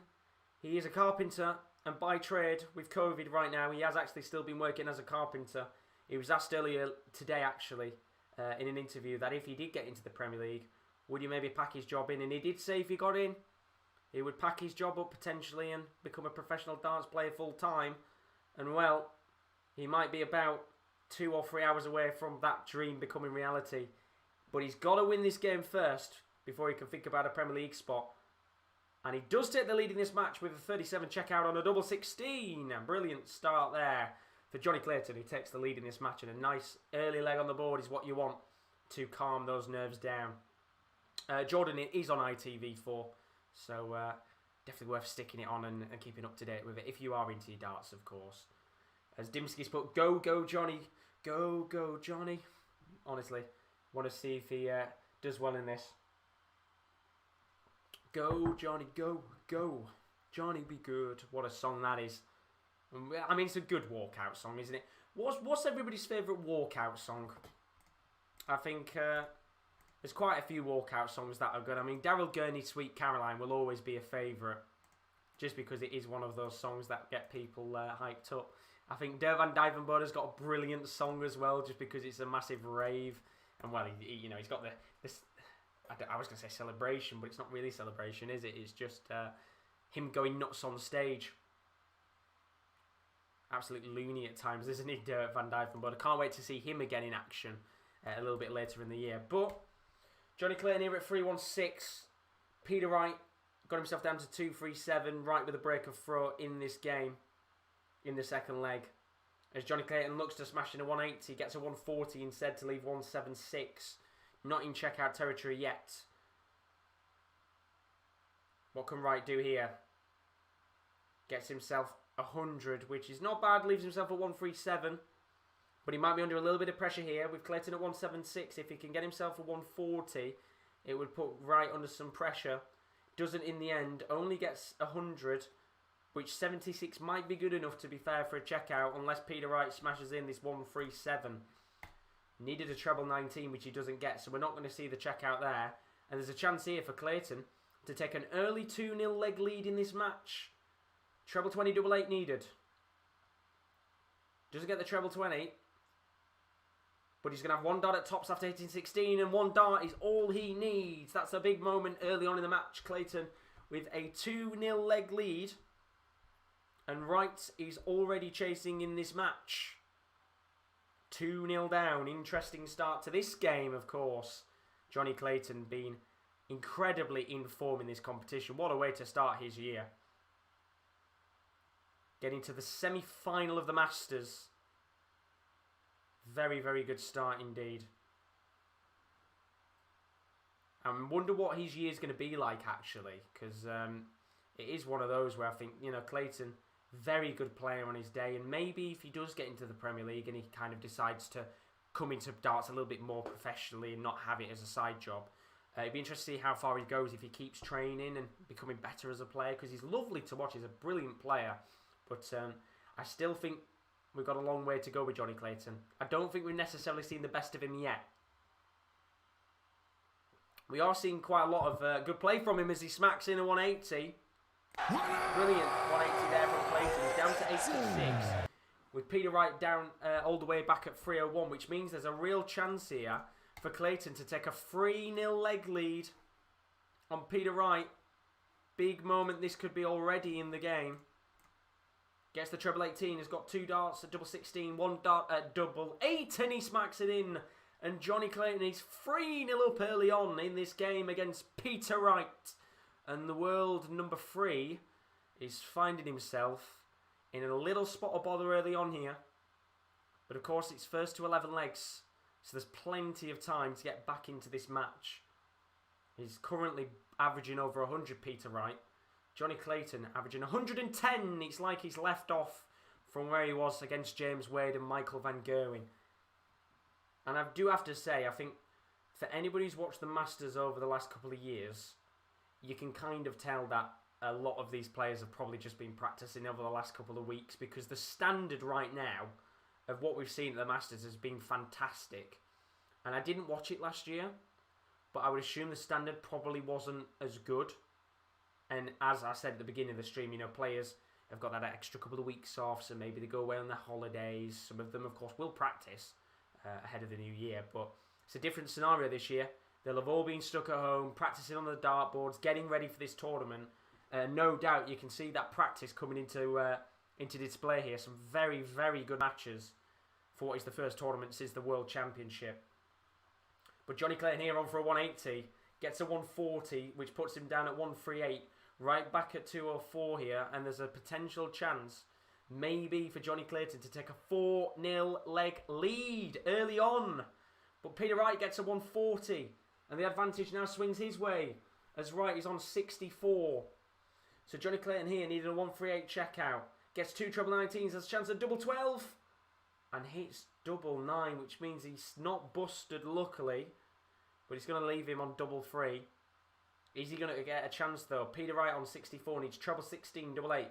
Gets the treble 16. And gets the double 8. And that is a big leg on the board for Peter Wright. It's 3-1 in this game. And this is a crucial leg early on in the match, because, of course, we will be going to the first interval in just a moment's time. If Johnny Clayton can go 4-1 up, then it makes it an interesting match.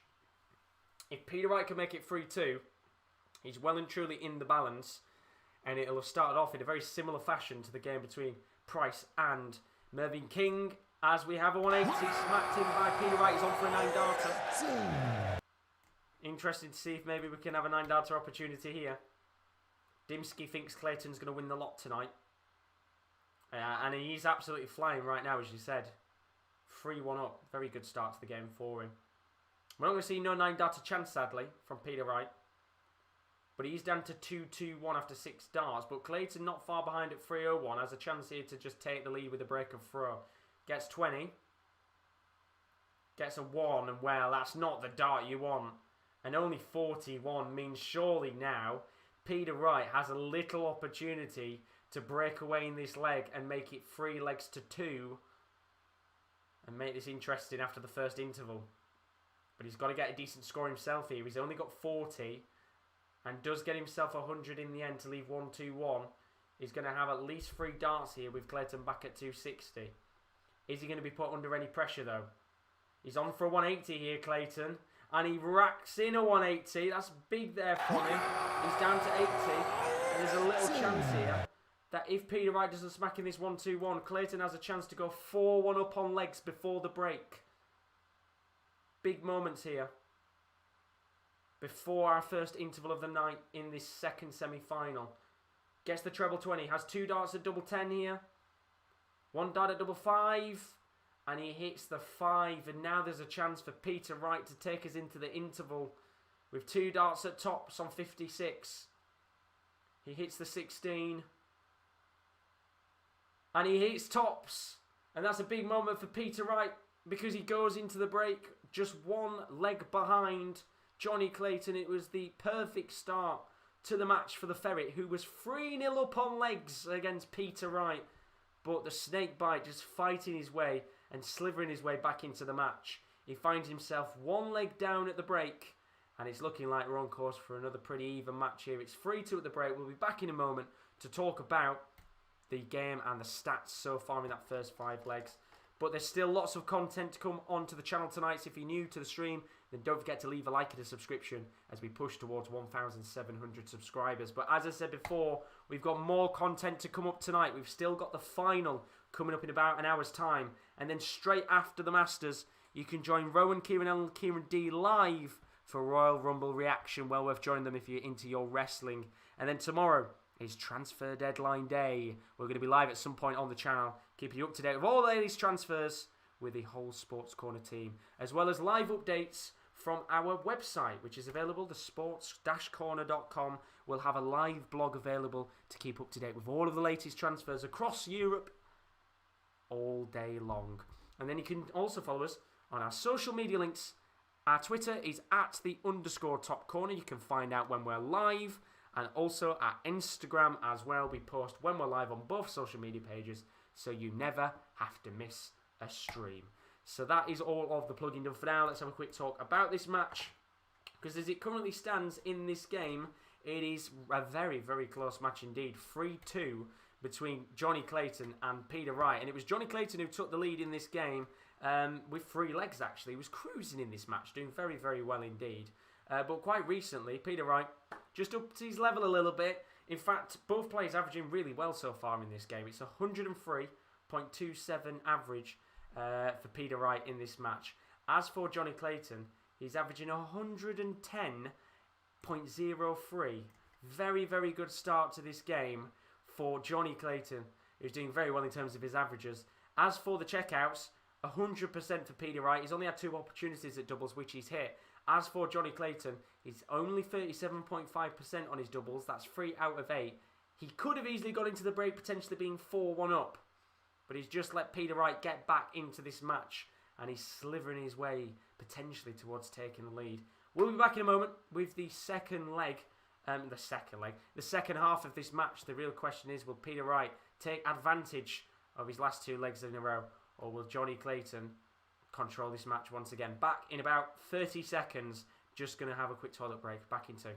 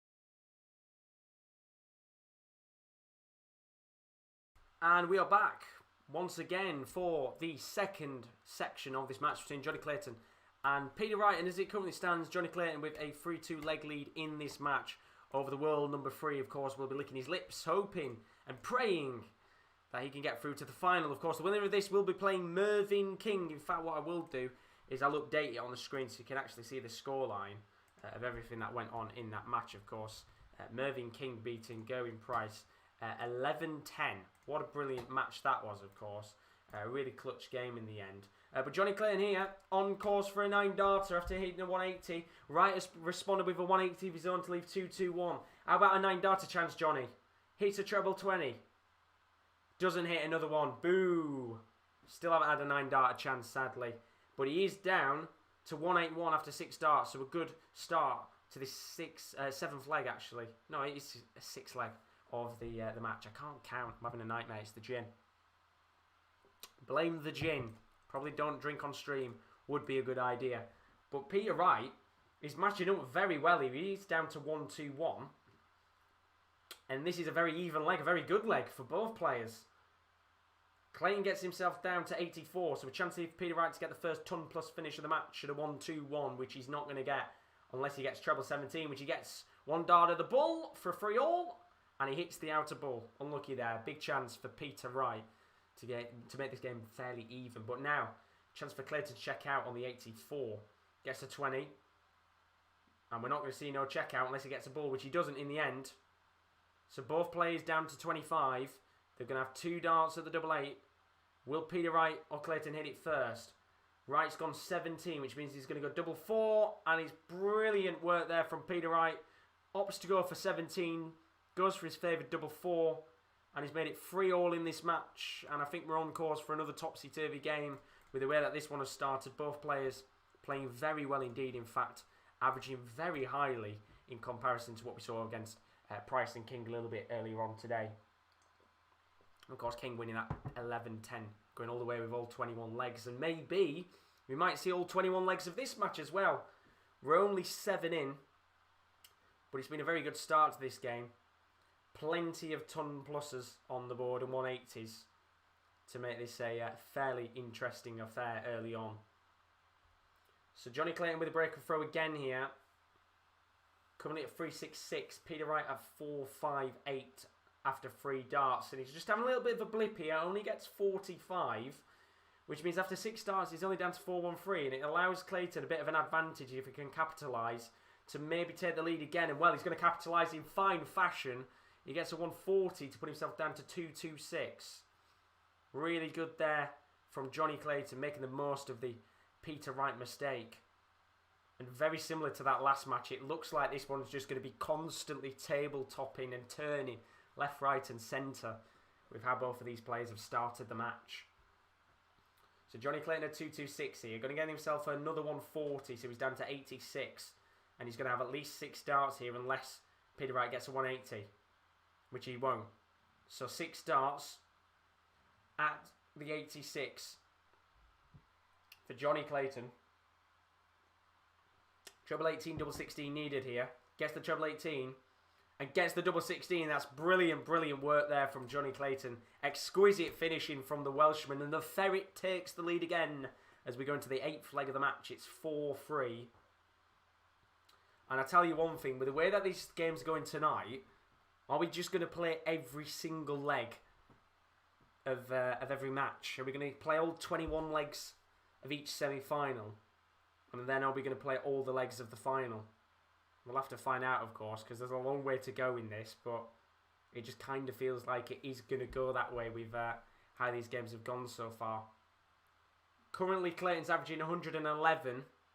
Peter Wright averaging 97 across the entirety of the match. He's going to have to put a few extra points to his name, Peter Wright, with how Johnny Clayton is playing right now. And he's just got to make sure he keeps in line with him, because if you let Clayton get a 2 or 3 leg lead, it's going to be very, very hard, even as the world number 3, to come back. We saw that Van Gerwen was chasing Clayton pretty much for the entirety of the match that he played up against I think it was yesterday. I think it was the Clayton Van Gerwen game. He was always chasing in that match, Van Gerwen, and he could never claim himself back into a lead. And Clayton just seems to have got that extra edge in this tournament. Winning clutch games and keeping his calm. And, well, you have to say, he's probably had the toughest run of anyone in this tournament. You know, he's had to play the world number 2 and the world number 3 to make the final. And to be fair, of course, every player in this competition is tricky to face. You know, he's the top 24 ranked players in the world, so no game is easy.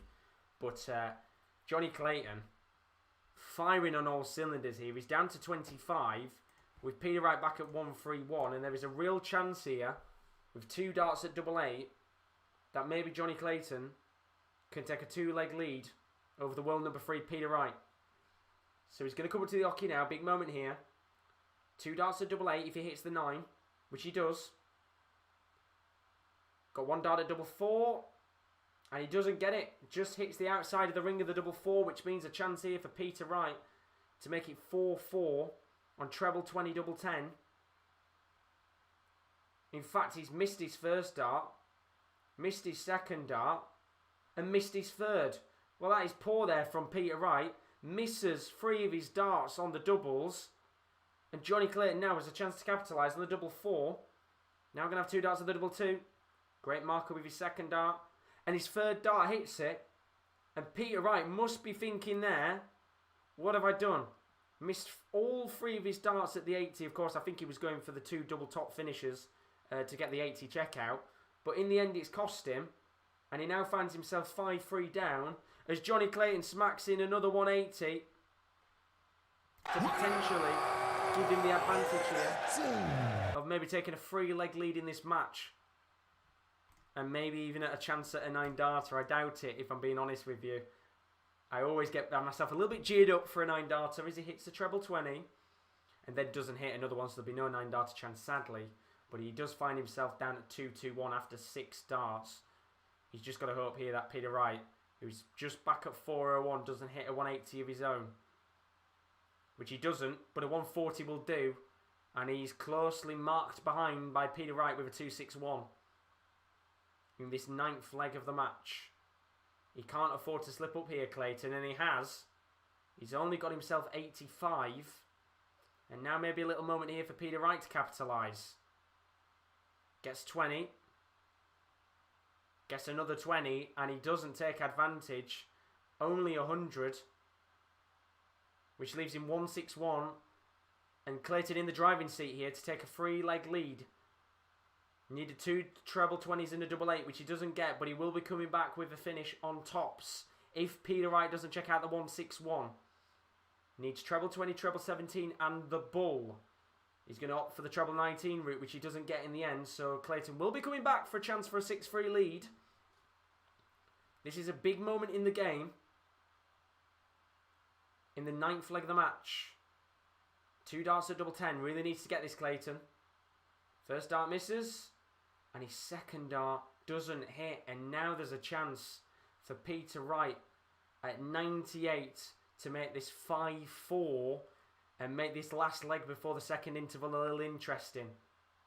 He's not going to get it in the end, which means Clayton now has the chance for a 3-leg lead and making it 6-3 with 3 darts at double 5. Big moment here. And he only needs 1 dart. It's 6-3 to Johnny Clayton. And this will be a big moment in the match. This is the 10th leg of the game. And of course, we will be going into the interval after this. And this is a big moment. If Johnny Clayton goes 7-3 up, Peter Wright is going to have a fight on his hands to get back into this match. He's just having a little bit of a blip here. If he makes it 6-4, it looks much more viable for Peter Wright to still have a little bit of hope to get back into this game. Of course, it's first to 11 in this semi-final. And as it currently stands, is Johnny Clayton in the driving seat to get his 7th leg of the match on the board. But Dimsey's put in the chat, have you ever been told you look like a bit like George Formby? Is that a good or a bad thing? Because isn't George Formby a very old singer? I'm pretty sure. I don't know whether that's a good thing or a bad thing, but I know who you mean. Hopefully it's a good thing. I mean, technically he was popular, so it's a good thing. But Jordan's put, I'm here from Wales, so please Johnny Clayton win for the Welsh. Well, right now, he might be on course here to get a 7th leg on the board, unless Peter Wright smacks in a 140, which he does. Wright is down to 164. Clayton at 266, which means Wright is going to have at least 6 starts at the 164 for a chance to make it 6-4 at the break. Clayton's not even going to get himself onto a finish. So Peter Wright here should surely make it 6-4. Doesn't have to rush here. Has plenty of time to get a check out. And in the end, he only gets himself down to 72, which I think he's a little bit disappointed with. Just allowing Clayton a little chance to put some pressure on. Gets himself 85 to leave 1-2-2. So Peter Wright here at 72. Gets treble 16 and gets the double 12. And with 10 legs being played, Peter Wright gives himself just a little bit of hope that he can get back into this match. He could have gone in at the break 7-3 down, but that is an important leg in this match as the world number 3 finds himself 6-4 down on legs. Of course, it's first to 11. So plenty of time in this match for him to come back into the game. But who knows, Johnny Clayton looking very strong in this match. We'll talk about the stats of the game in a few moments' time. We'll just take a quick break. So we're back in a minute or two, but as it currently stands, it's 6-4 to Johnny Clayton. Back in a minute.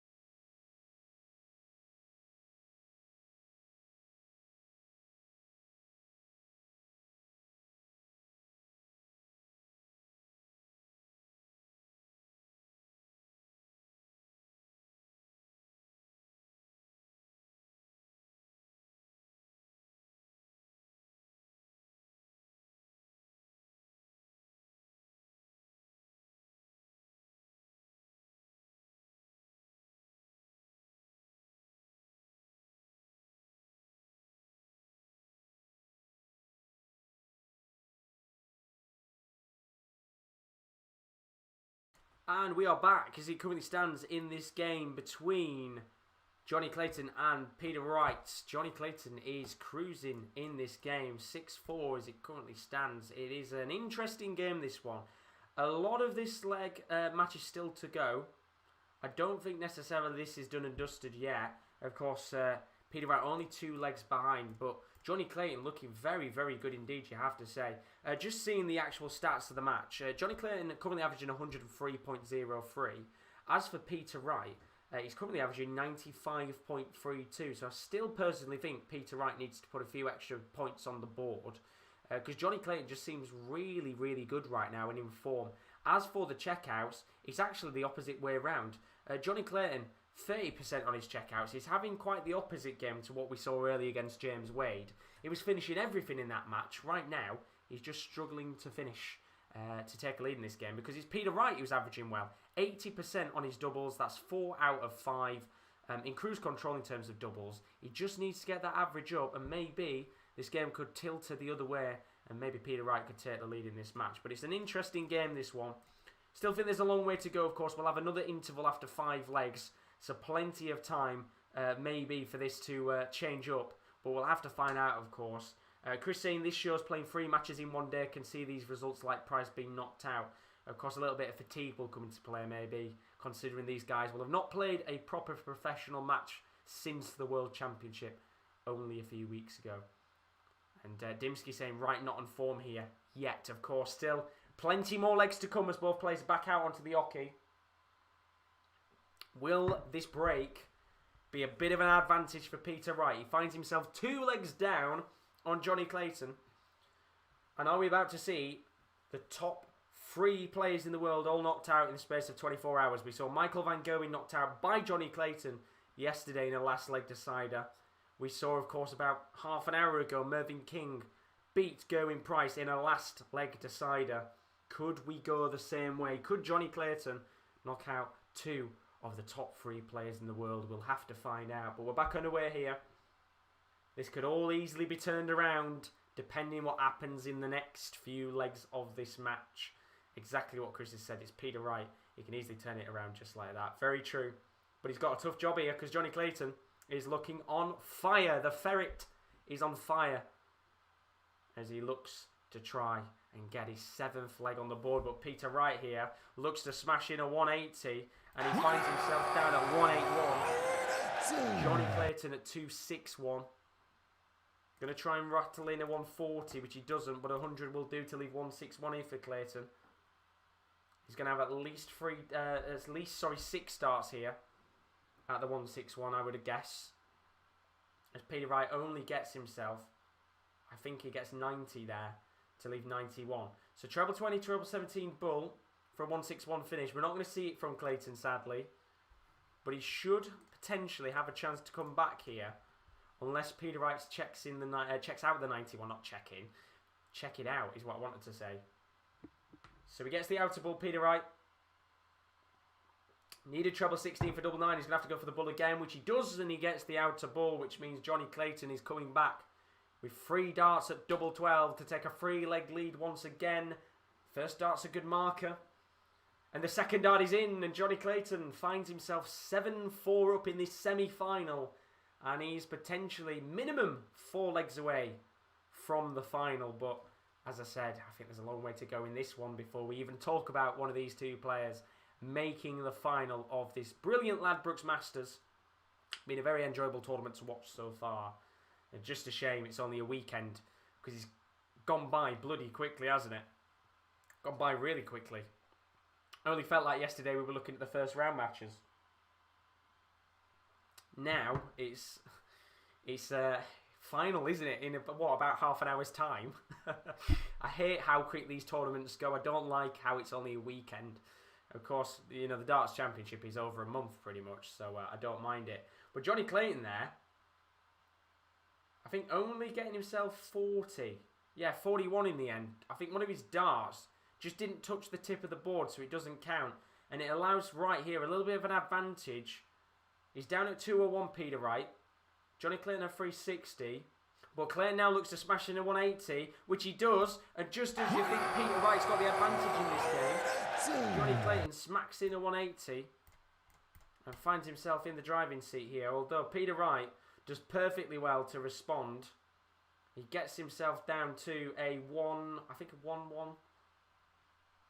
It would be nice if it updated. A 107 finish. With Clayton at 180. So 107 finish here for Peter Wright. Treble 20, 15, double 16 needed. Gets the treble 20. He's going to have 1 dart at double 16 here. In fact, he won't. He'll go for tops instead, I think. And he gets tops.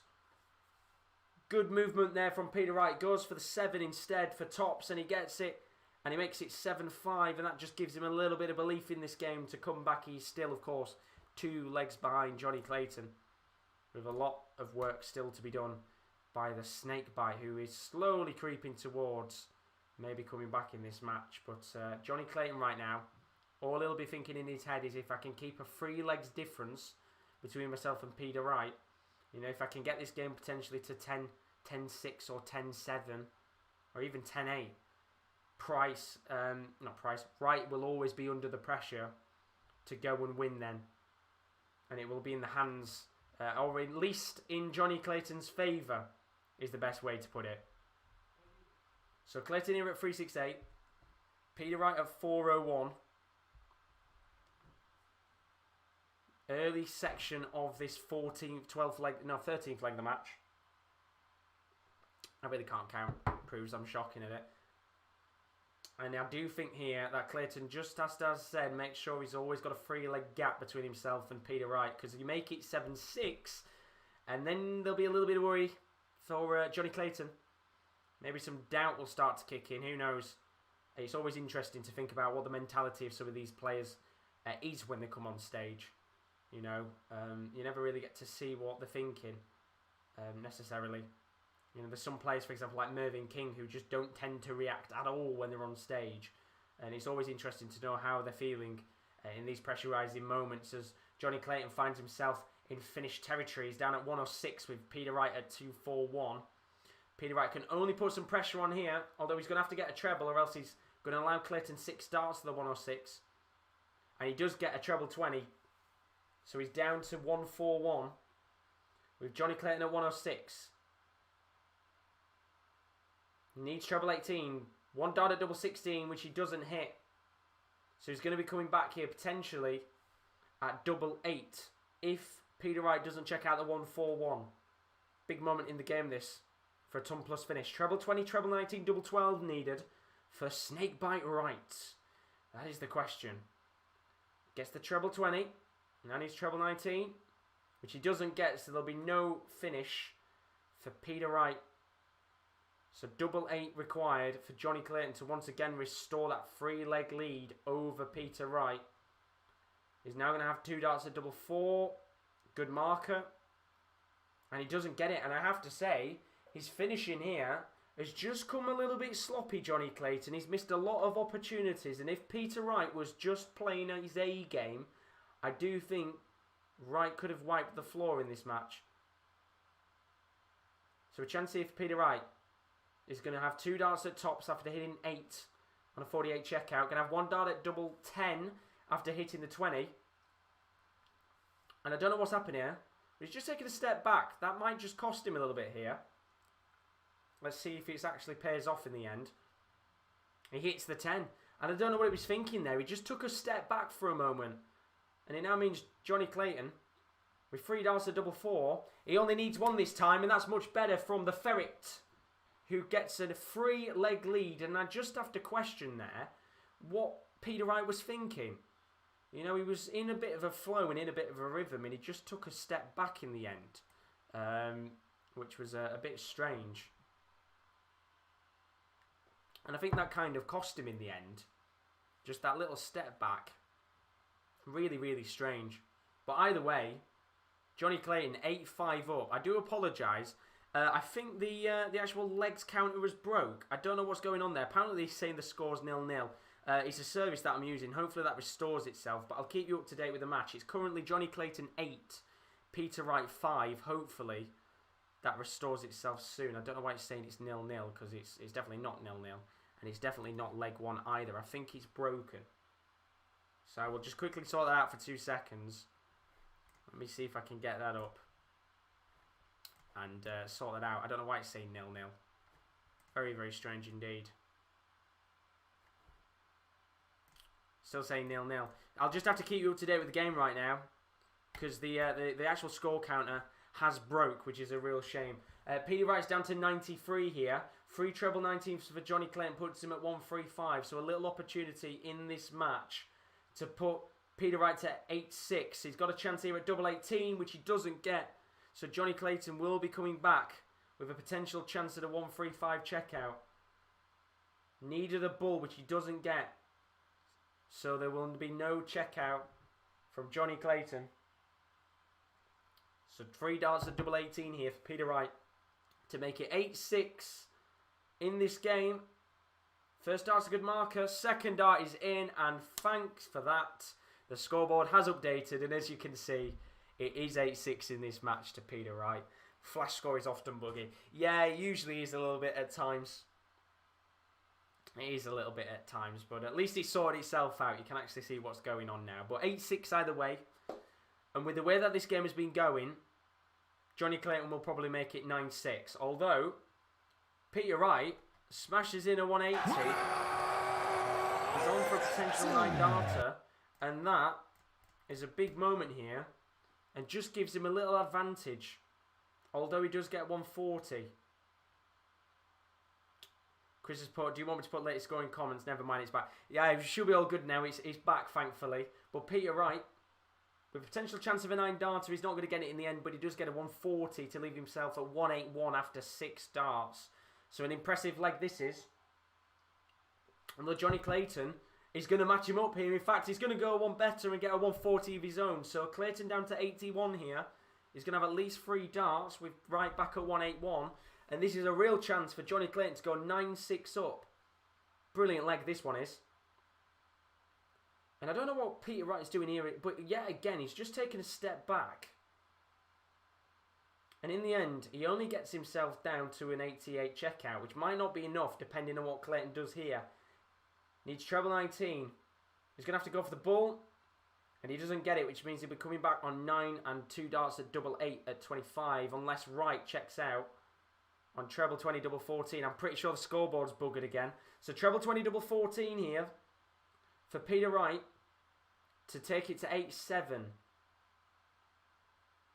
He's going to have to go for the bull after hitting 18, and he gets the outer bull, which therefore means both players on 25.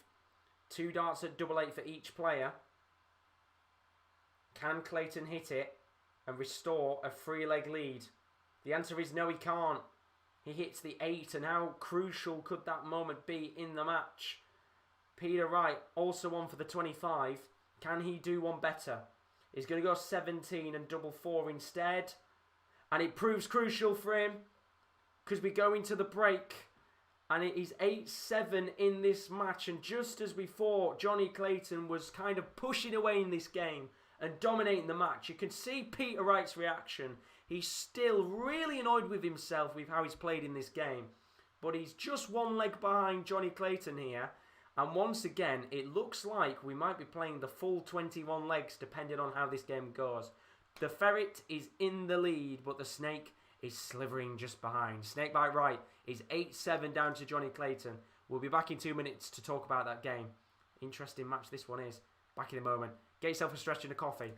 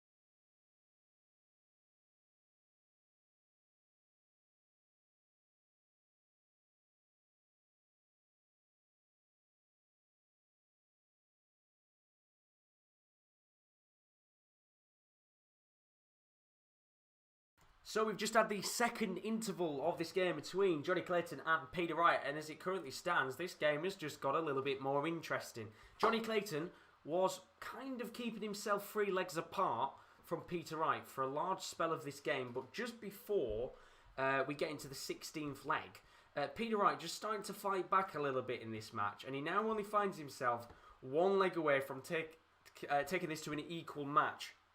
Let's have a look at the actual stats of this game, because currently right now, well actually I would, but I mean this is absolutely buggered right now.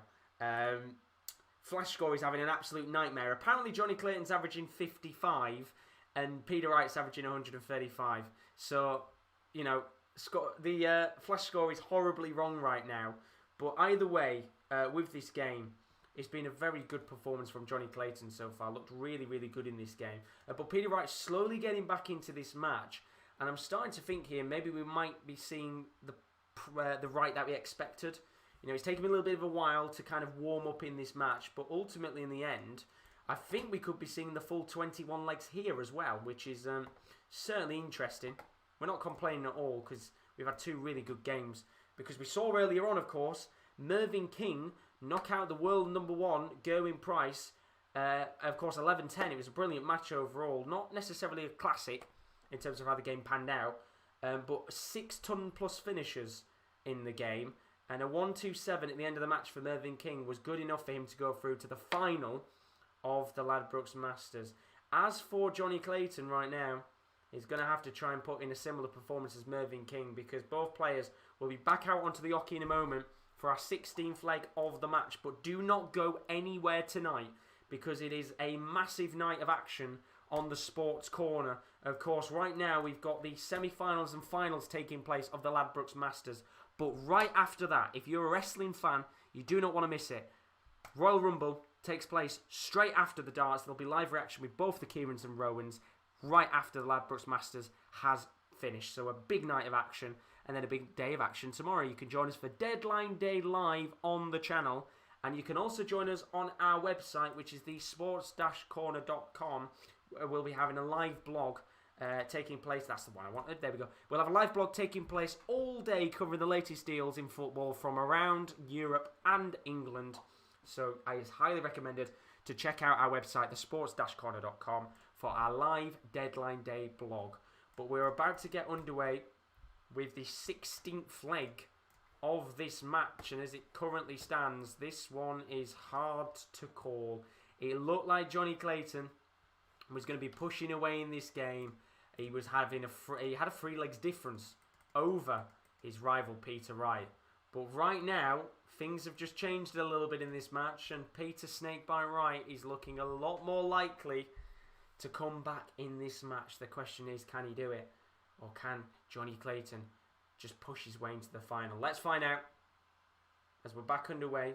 In terms of the averages over the last 5 legs between leg 11 and leg 16, Johnny Clayton averaging 97, Peter Wright averaging 102. So he has just upped his game here a little bit at the right time. It's just whether Johnny Clayton can up his game, because I do think that in 97 he's still good enough. But Peter Wright just starting to show why he is, of course, the Ladbrokes Masters champion, and why he wants to defend his title. But who knows? We had the conversation on the Double Top podcast a few weeks ago about who we thought was going to win some of the big competitions. And we did expect a lot of the top 3, Wright, Price and Van Gerwen, to dominate these kind of big majors. Maybe the first one's going to end up without any of them in the final, which would be interesting. Although Peter Wright here got himself down to a tops finish with Johnny Clayton back at 180. All Clayton can do is try and get a 140 of his own, which he does very well to match him up with a 140. So no pressure here for Snakebite Wright. He's got to hit tops with 3 darts to make it an even game at 8-8, and there's no pressure on him at all. He smacks in the tops finish, and we have an even game for the first time. It's 8-8, as Flash Score is having an absolute nightmare. I apologise about this right now. Let me see if I can sort that out. Flash Score's just having a bit of a shitter tonight, so I do apologise about that. Hopefully it sorts itself out, because it is being a bit of a shitter. If he doesn't, I'll keep you up to date either way, and we'll just have to kind of steamroll along while it is a bit buggered. So, Johnny Clayton here had the advantage in this match for a large spell. He had 3 legs advantage over Peter Wright, but in the end, Snakebite Wright just slivers his way back into this match. 8-8 as it currently stands. Clayton at 261 here. Peter Wright at 304. I think the important thing here for Clayton is to just be able to get into the actual kind of back into the lead in this game right now. He's currently at 161. Peter Wright at 304. Wright's going to get himself at least a ton plus here.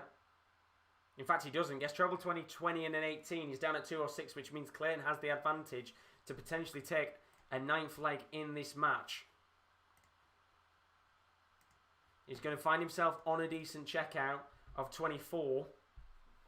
Peter Wright at 206, so at least 3 darts here potentially at the double 12 for Johnny Clayton to take the lead in this match once again. Apologies about Flash Score bugging up tonight. So 3 darts at double 12. He's going to have 2 darts at double 6, nowhere near the double 12. 1 dart at double 3, surely got to get it now, and he does. And that is a big dart there for Johnny Clayton, who finds himself 9-8 up and back into the lead of this match, and he's potentially 2 legs away from a final against Mervyn King, which will be taking place in around 15 to 20 minutes time, depending on how long this game goes on for, of course. We're very nearly towards the end of this match. All depending on what happens here as Johnny Clayton bags 100 to start off this 18th leg of the match. Peter Wright only getting 60 after 3 darts. Bit of a sloppy period of play here, you could say, for Peter Wright. Although he does match it up with a treble 19, treble 20, and a 20 to leave himself down at 304. Big, big moments here.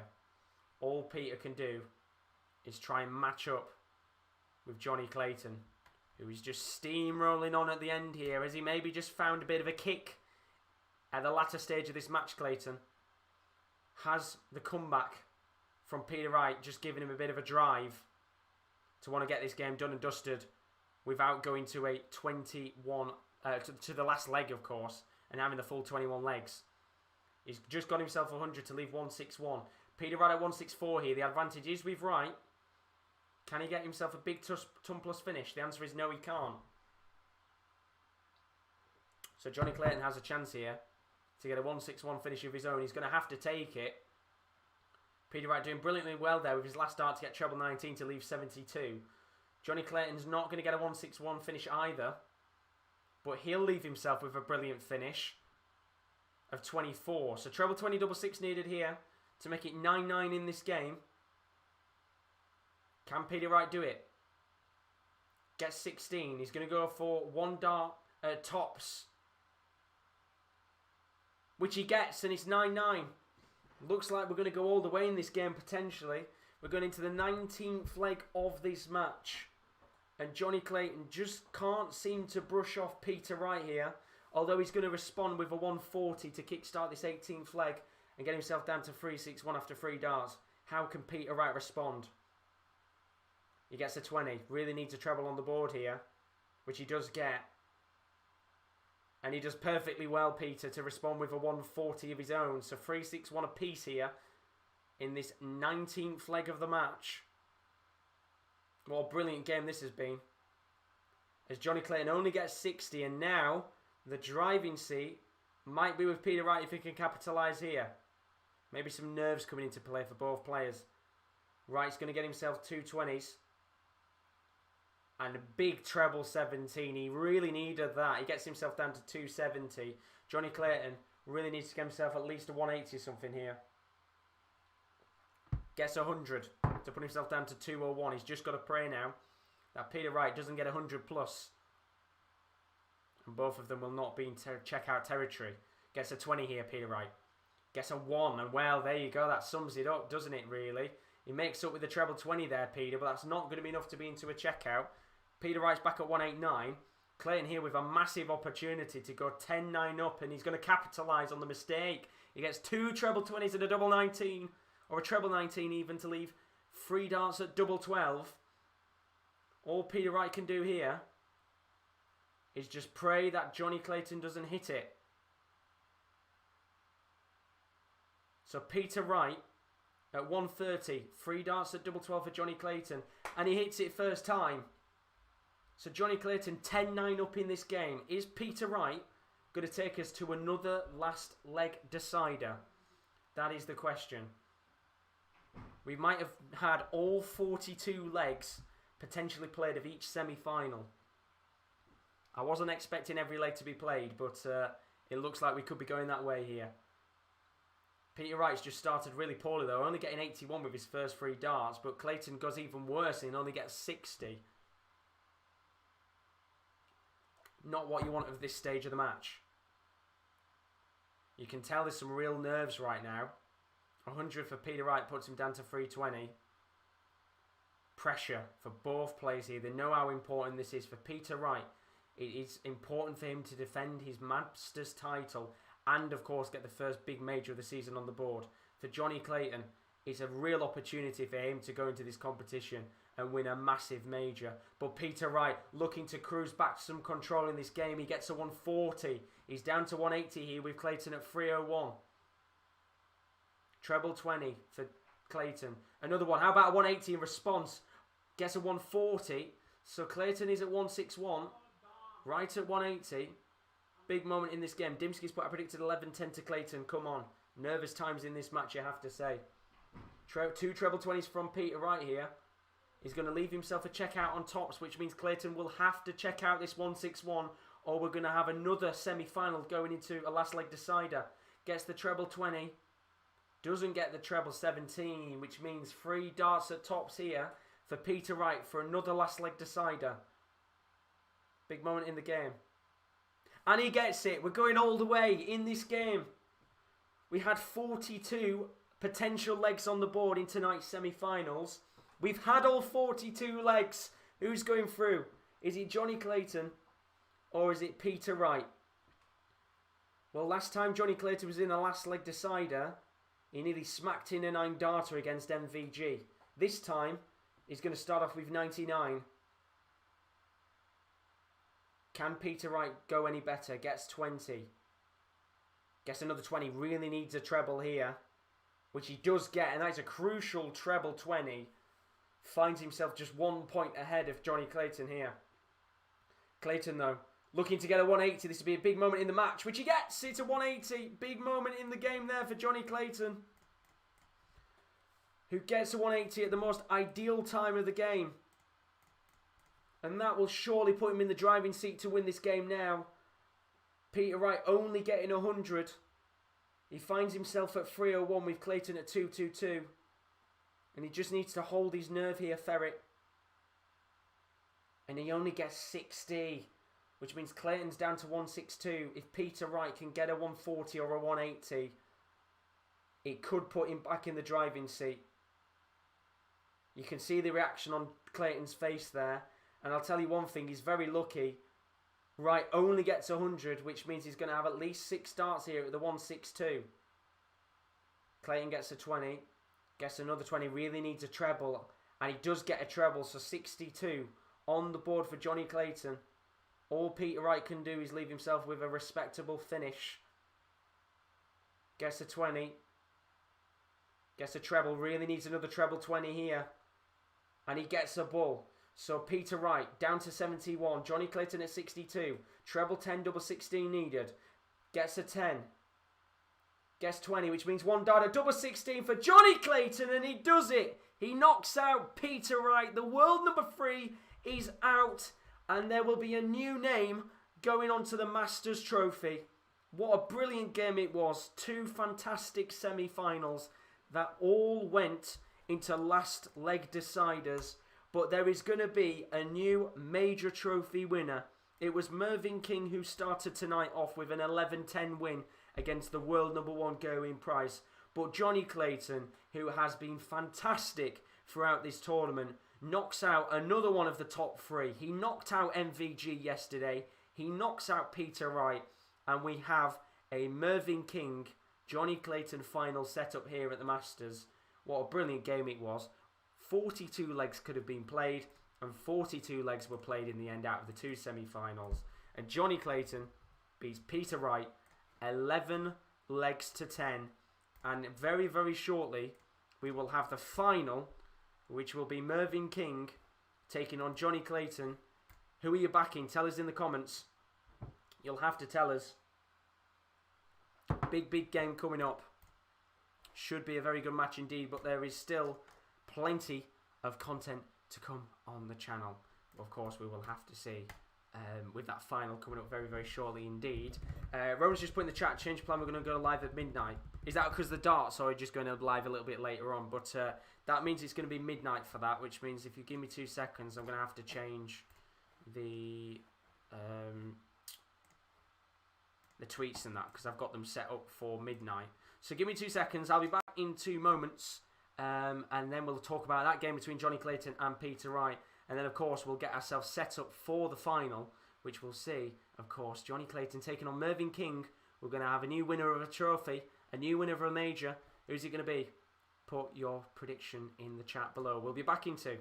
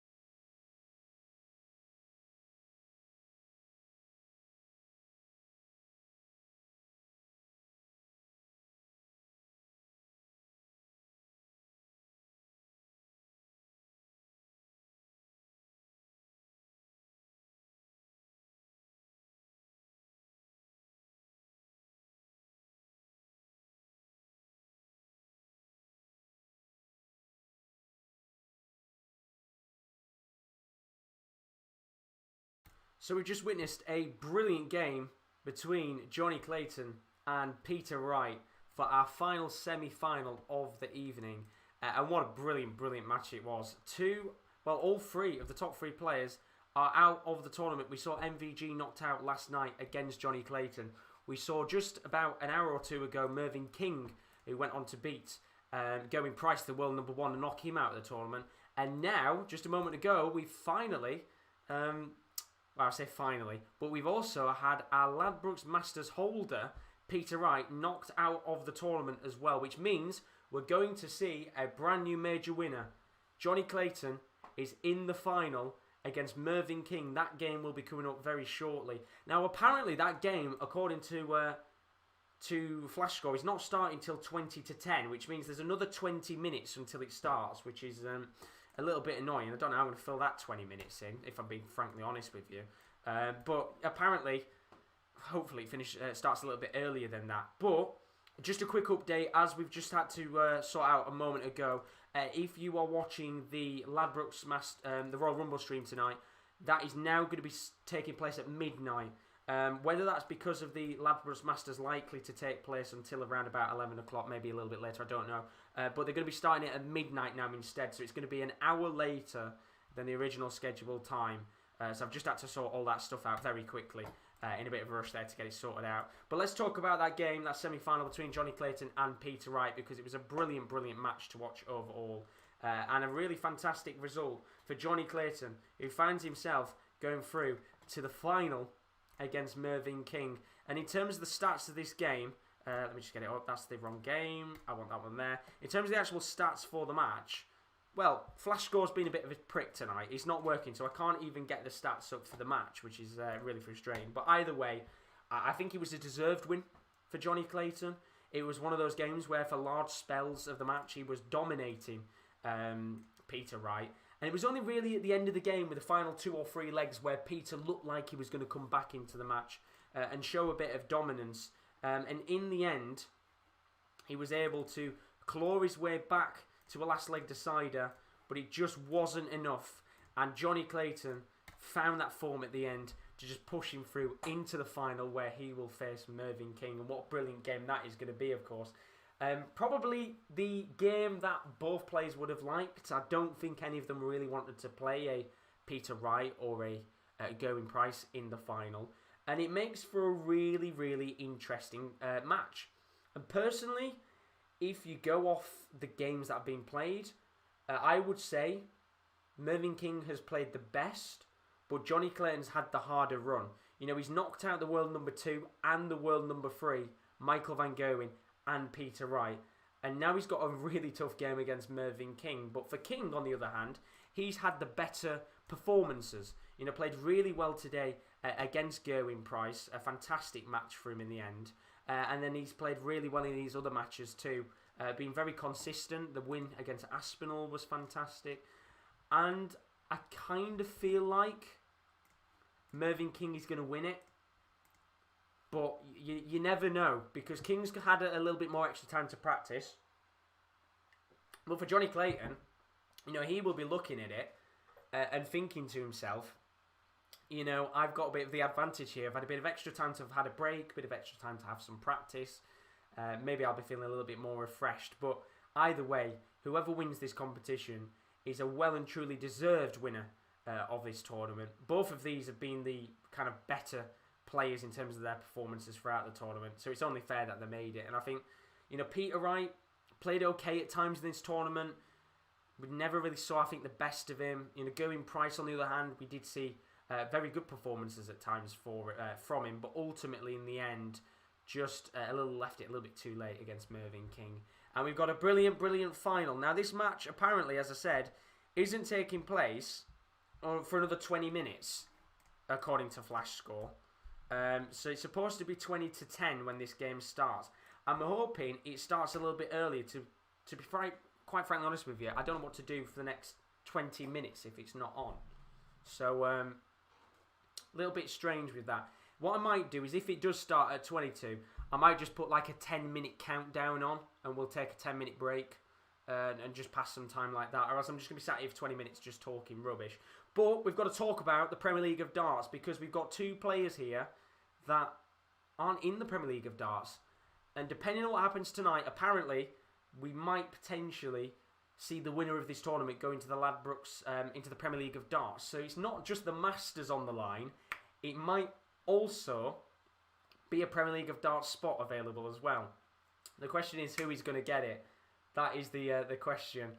I'd love to see who you want to see win this game, and I'd love to hear as well who you would like to see make the Premier League of Darts, because we've still got that one space open.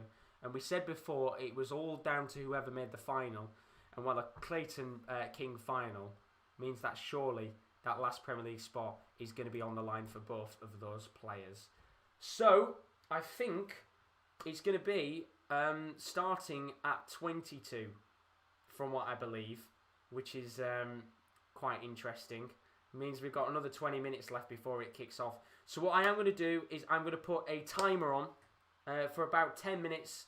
Just take a bit of a break here right now, just because, of course, well, we'll be sat here for 10 or 15 minutes just talking rubbish. I don't know what to really fill in. But if you're on the stream, don't forget to leave a like and a subscription, as always. It is greatly, greatly appreciated for those of you that haven't left a subscription to do so. As I said, we've got plenty more content to come onto the channel tonight. Just a quick update for you. Of course, we have got our Royal Rumble stream, which is going to be taking place now at midnight instead of 11. We've had to have a last-minute change, so I've just had to sort a few things out with that. But it'll be midnight start for the Royal Rumble live reaction, so you don't want to miss that with Kieran D, Kieran L, and Rowan. And then tomorrow is transfer deadline day in football. You can join the Sports Corner team with our live stream, as well as you can join us on our live blog, which is available on our brand new website, thesports-corner.com. Well worth checking our website out. If you've got a spare 10 or 15 minutes, it's highly recommended. We'll also have, of course, our live blog tomorrow, which will be taking place so you can keep up to date with all of the latest deals around European and English football. And if you haven't followed our Twitter and Instagram yet, then it's highly recommended to do so. Our Twitter is @the_top corner, and our Instagram is _sportscorner_. So do check those out, of course, if you want to keep up to date with all of the latest when we go live and our other featured blog pieces and stuff. We tweet them and post them out on Twitter and Instagram, so you never have to miss a live stream. So that is everything I need to update for now. Apparently Jordan's saying on SofaScore it says 9:30. If it's 9:30, which I would assume it would be, then that'd be perfect. We've only got 5 minutes to wait until it starts. Flash Score's saying 20 to 10, but to be fair, with the way Flash Score's been today, I don't trust it. So what we're going to do either way, let's take a few minutes break before we get into this final. Going to be an interesting game, this one. Put your predictions in the chat for this match. It is going to be an absolute belter of a game, but the question is, who are you backing? Are you Team King or are you Team Clayton? We'll be back in a few minutes for the final of the Ladbrokes Masters. Don't go anywhere. See you in a moment.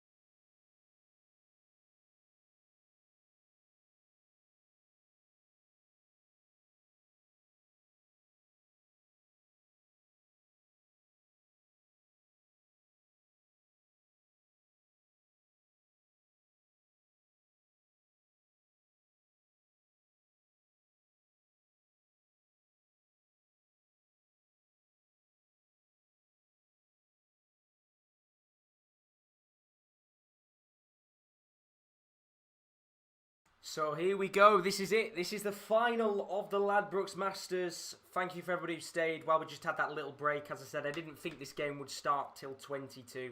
Welcome to everybody. If you are just joining for the final of the Ladbrokes Masters, we're back just after a little bit of a break. Of course, we witnessed a few moments ago that brilliant game between Johnny Clayton and Peter Wright.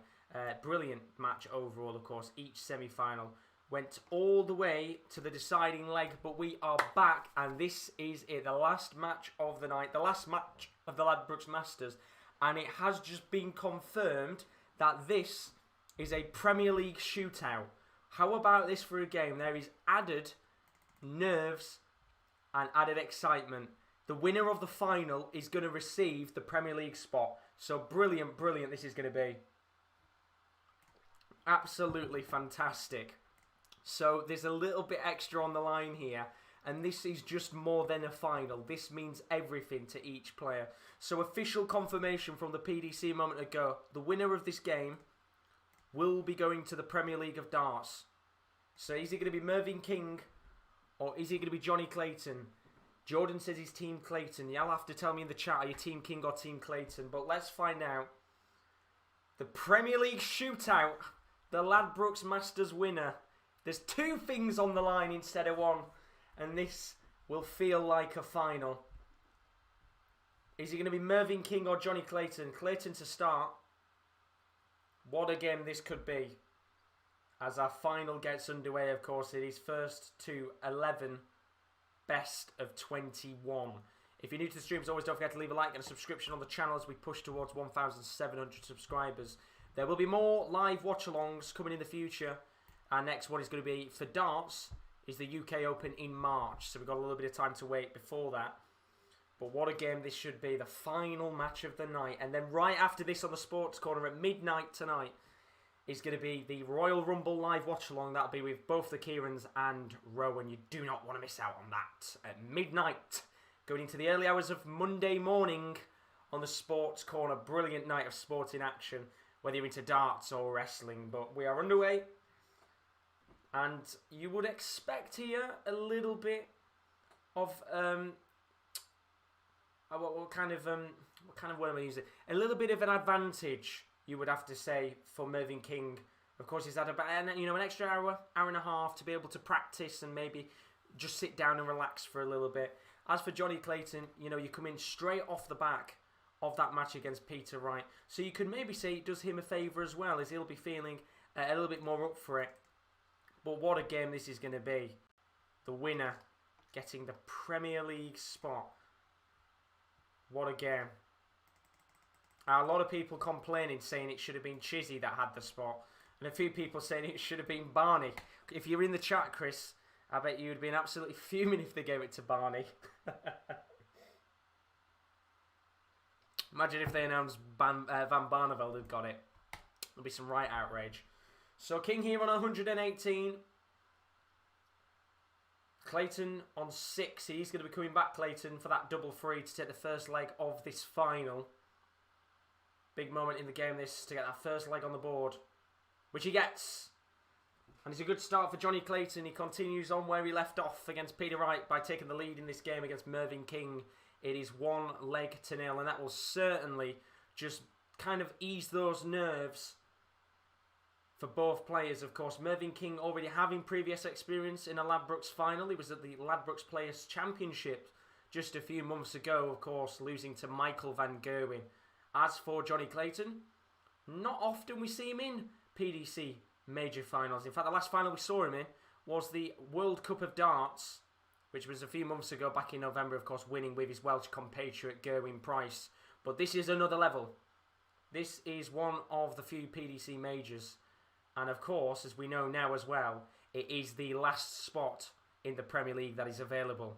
So no Chizzy in the Premier League, which is quite interesting. No Dirk van Dijvenbode as well, which I think was another one of the big players everybody was calling out for to go into the Masters. Not into the Masters, sorry, into the Premier League.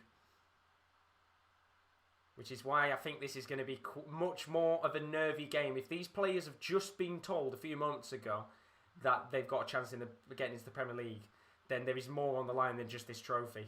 There is potential chance of getting into one of the biggest competitions in darts.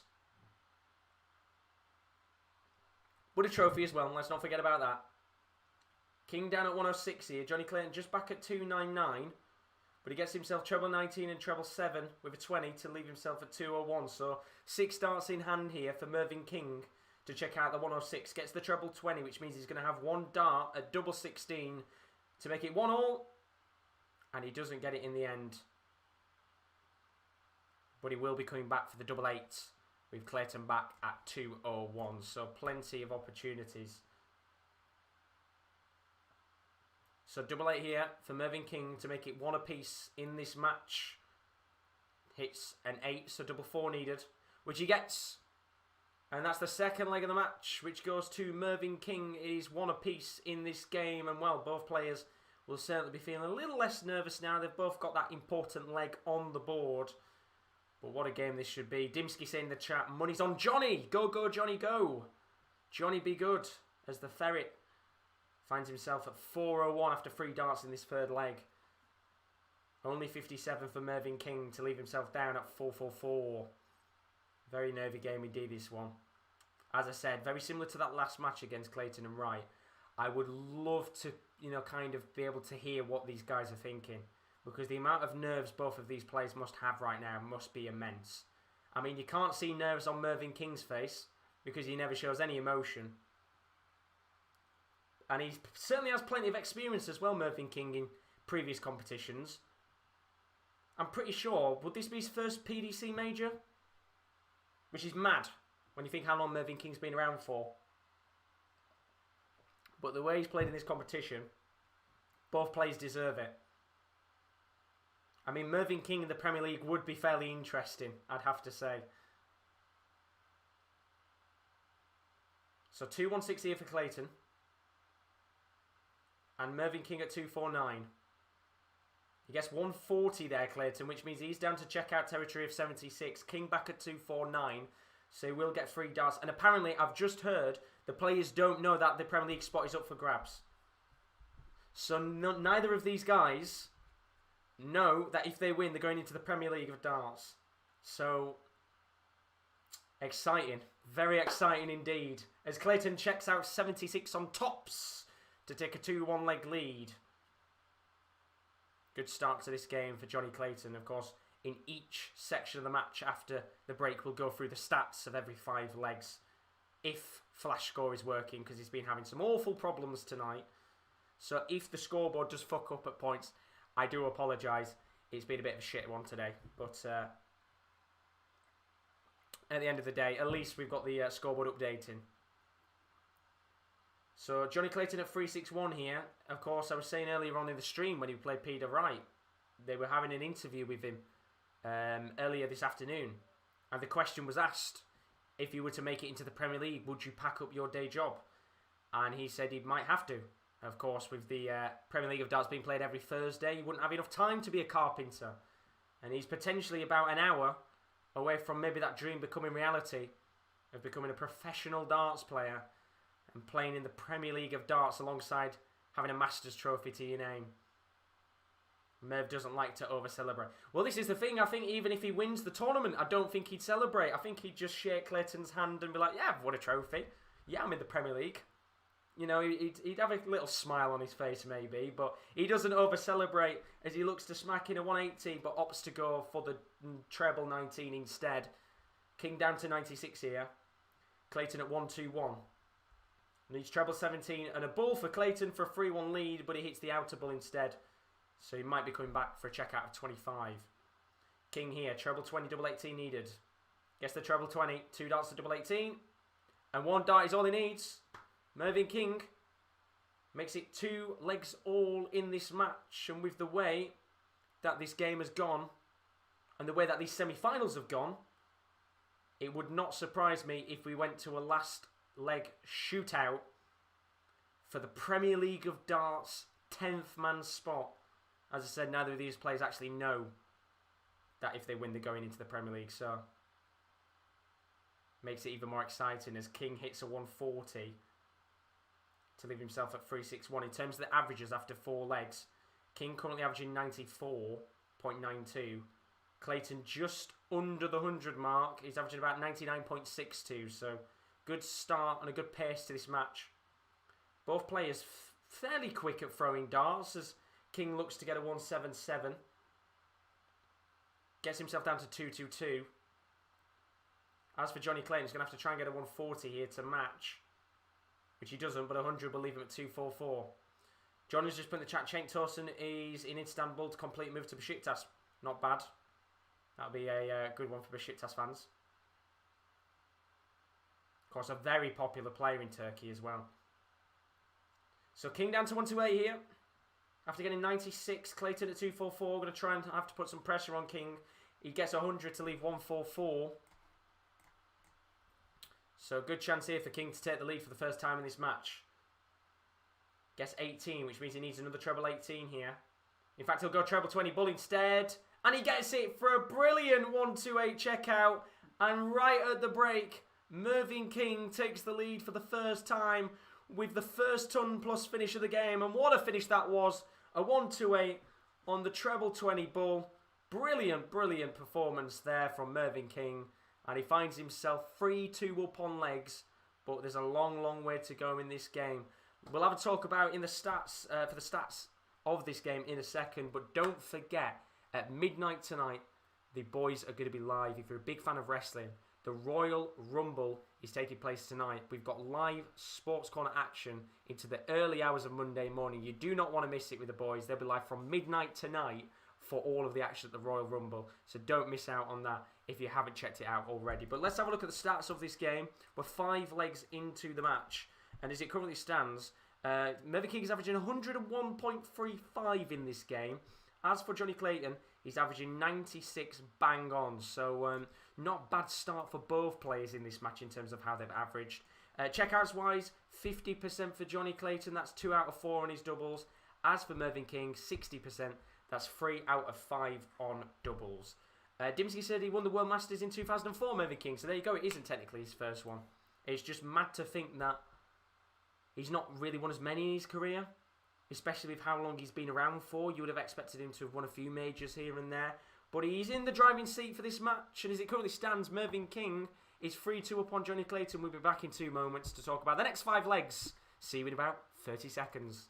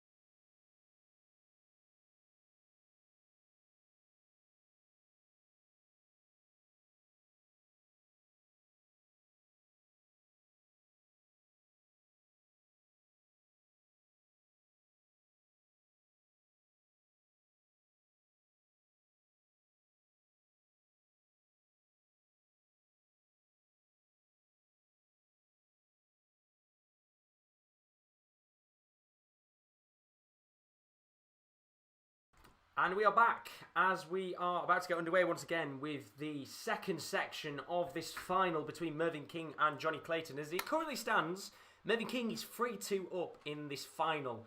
I tell you what, if you were to be, if you were a betting man, if you were to bet Mervyn King and Johnny Clayton to make the final at the beginning of the tournament, I think you probably would have had fairly decent odds for either of them to make the final. Of course, funnily enough, neither of these two players would have actually made the tournament had the Masters not have been upgraded to a 24-player format, which just shows how actually making it a 24-player format has actually made it a better tournament, in my opinion. I don't know if anybody will disagree and say actually they find it worse, but as I said, we wouldn't have had Mervyn King or Johnny Clayton here had the tournament not been expanded with 8 extra players. And well, they've had a brilliant run so far, but it's Mervyn King who leads in this game.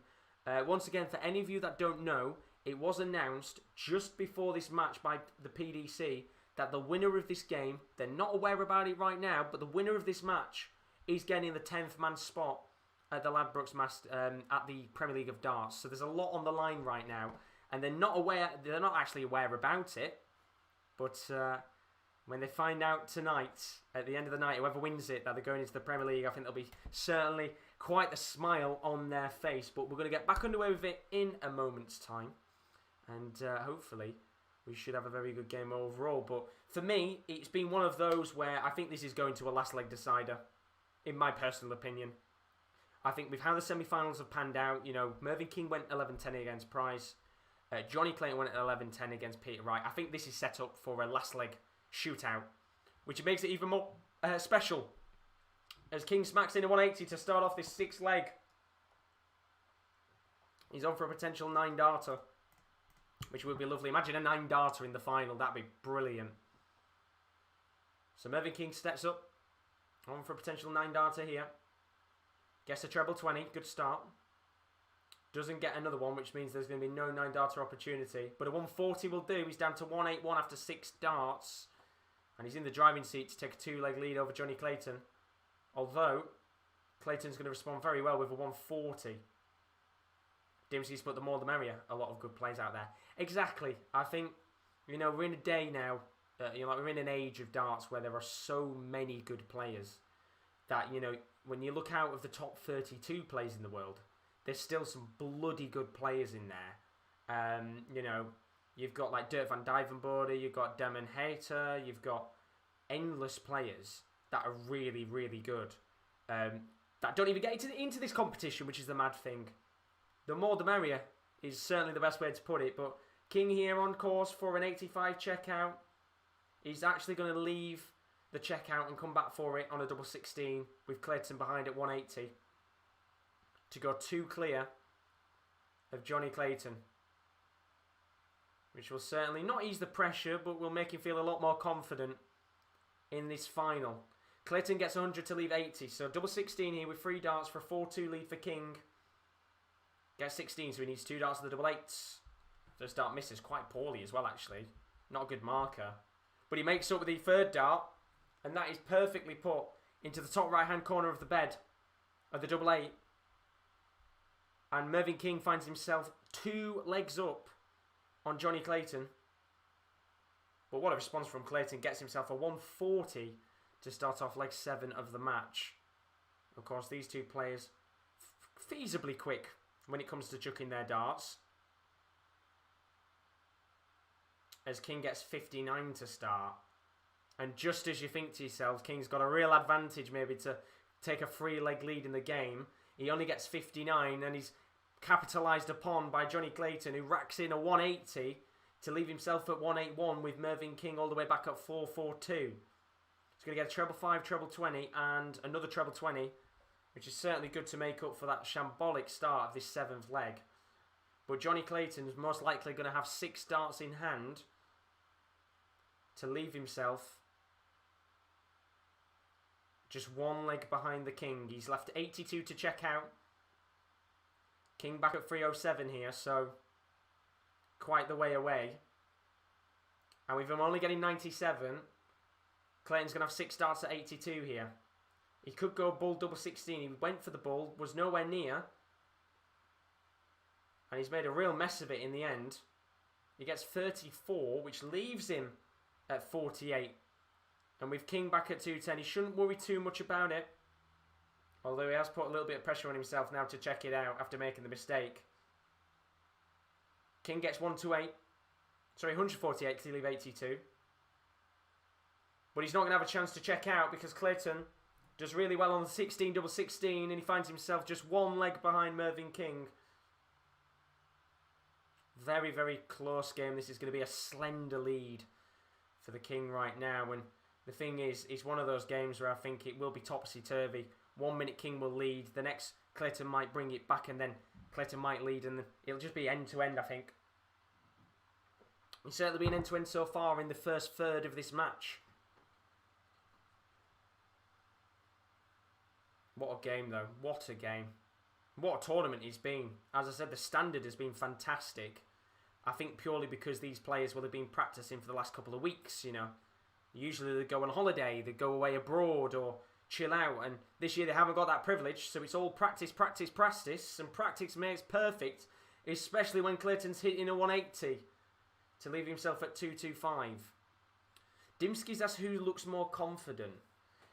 It's a tough one, that, because I think both of them look confident. And I think when, both players have had good runs like they have at this tournament, they should be confident coming into this final. They've got nothing to fear. I think, a lot of the times in these big competitions, when we see, for example, the King game at the Championship against Michael Van Gerwen, I think sometimes when you play the top three specifically, sometimes you maybe give them a little bit too much respect. But in a game like this, neither player has anything to fear. They can go out there, play their darts freely. And I'd probably say right now, King's looking probably more confident, but I wouldn't say by a lot. He's on for a 110 checkout. He's got one dart at double 16, which he gets, and that is a brilliant checkout. And that's a reaction from Mervyn King. I think there was a little fist pump there, which is something you don't tend to see often from Mervyn King, but the passion is coming out as he takes a 2-leg lead over Johnny Clayton. And maybe we might see a bit of that passion coming out as this game continues on for Mervyn King. It's not often we see King win big PDC majors. But what a moment for him to get to this final. He has been playing incredibly well since the Ladbrokes World Championship a few months ago. And since then, he's been absolutely stellar. Take out that game against Gerwyn Price, where he lost 4-1 at the World Championship a few weeks ago. He still played really good in that match. But ever since then, he's been absolutely brilliant to watch. And he finds himself now well and truly in the driving seat. Dimsky puts, this feels like my own personal chat room. To be fair, there are some days where it does get a little bit quiet in here. Makes it nice and easy though, doesn't it? At least I get to see all the messages. So Clayton down to 140. King at 302 here. Gonna have to try and get at least a 140, which he doesn't get. So Clayton's gonna have 6 starts to the 140 here with King back at 202. Gets to 20, which means we aren't going to see a 140 checkout instantly, but he doesn't have to rush in the end. And he will be coming back at a finish on tops. Only King can only, put pressure on Clayton, but he won't put any pressure really on him. King down to 145. Clayton with 3 darts at tops. And he hits it first time. And this is an important leg in the match because, of course, we will be going into a break after this leg.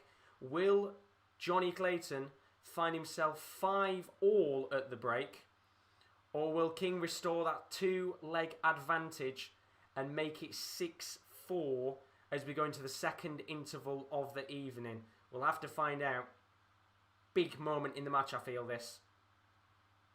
Big match. Apologies if the scoreboard is a little bit buggered as well. Flash score is not having a good night, which is a shame, but I'll keep you up to date with everything that's going on as Flash score slowly tries to catch up with the game. But a big match this is.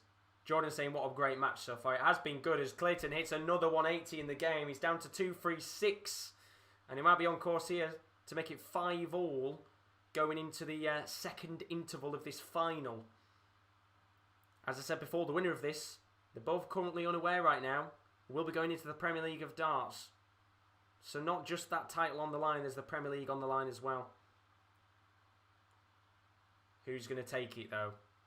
As the nerves gradually build as this game continues on. Clayton at 136 with King at 292, which means the advantage is well and truly with Clayton right now to make it 5-all in this game. King at 234 means Clayton's going to have 6 darts to the 136. Needs 2 treble 20s, which he gets. 1 dart at double 8 for a 136 finish, which is brilliant from Johnny Clayton. And that is the perfect way to get yourself back into the match. Just as Mervyn King got himself a high top tumpless finish to go into the break at the first interval into the lead, Johnny Clayton then gets a 136 finish of his own to put him back level in this match. And it's a 5-all game between Mervyn King and Johnny Clayton. And this game has got a long way to go. 10 legs in the match, 5 apiece. We'll be back in a moment to talk about the legs and the stats of the match. But before I do take a quick break, let's take a look at what's still to come on the Sports Corner channel. You do not want to miss it tonight, midnight UK time. Both the Kierans and Rowan will be live with Royal Rumble live reactions. So if you're a big wrestling fan, you do not want to miss that. And then tomorrow is transfer deadline day. We'll be having a little live stream on the channel to keep you up to date with all of the latest deals across European football and England, as well as on our website, which you'll be able to see in a moment, is thesports-corner.com. You can join us on our website, and we'll be having a live blog on there keeping you up to date with all of the latest deals within football across England and Europe. So do check out our website if you've got a spare 10 or 15 minutes. But as for now, this game is well and truly in the balance. It's 5-5. We'll talk about the stats after our break. See you in about a minute.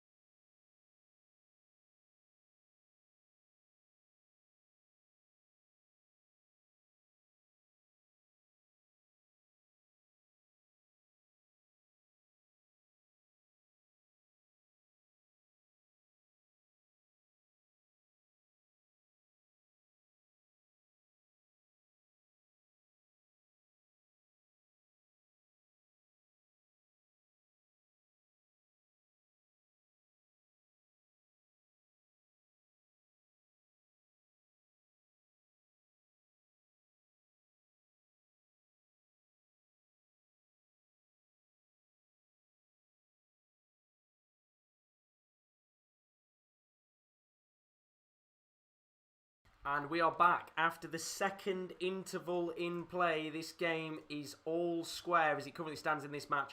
It is 5 apiece on legs between Mervyn King and Johnny Clayton. Welcome back to the stream for anybody who just had a quick break. Just a chance to stretch your muscles and stand up for a little moment, especially when I've been sat down for nearly 3 hours. But what a brilliant game this is going to be. A fantastic match. I mean, Dimski's put, I was going to go to bed, work early tomorrow, but want to see this to a finish. Could be a classic. And with the way that this game is playing out right now, what a brilliant match it's been so far. In terms of the averages of this game, Johnny Clayton's averaging 103.81. As for Mervyn King, he's averaging 97.22. So two very good averages on the board for both players. Checkouts wise, Mervyn King's averaging 55.56 on his doubles. That's 5 out of 9.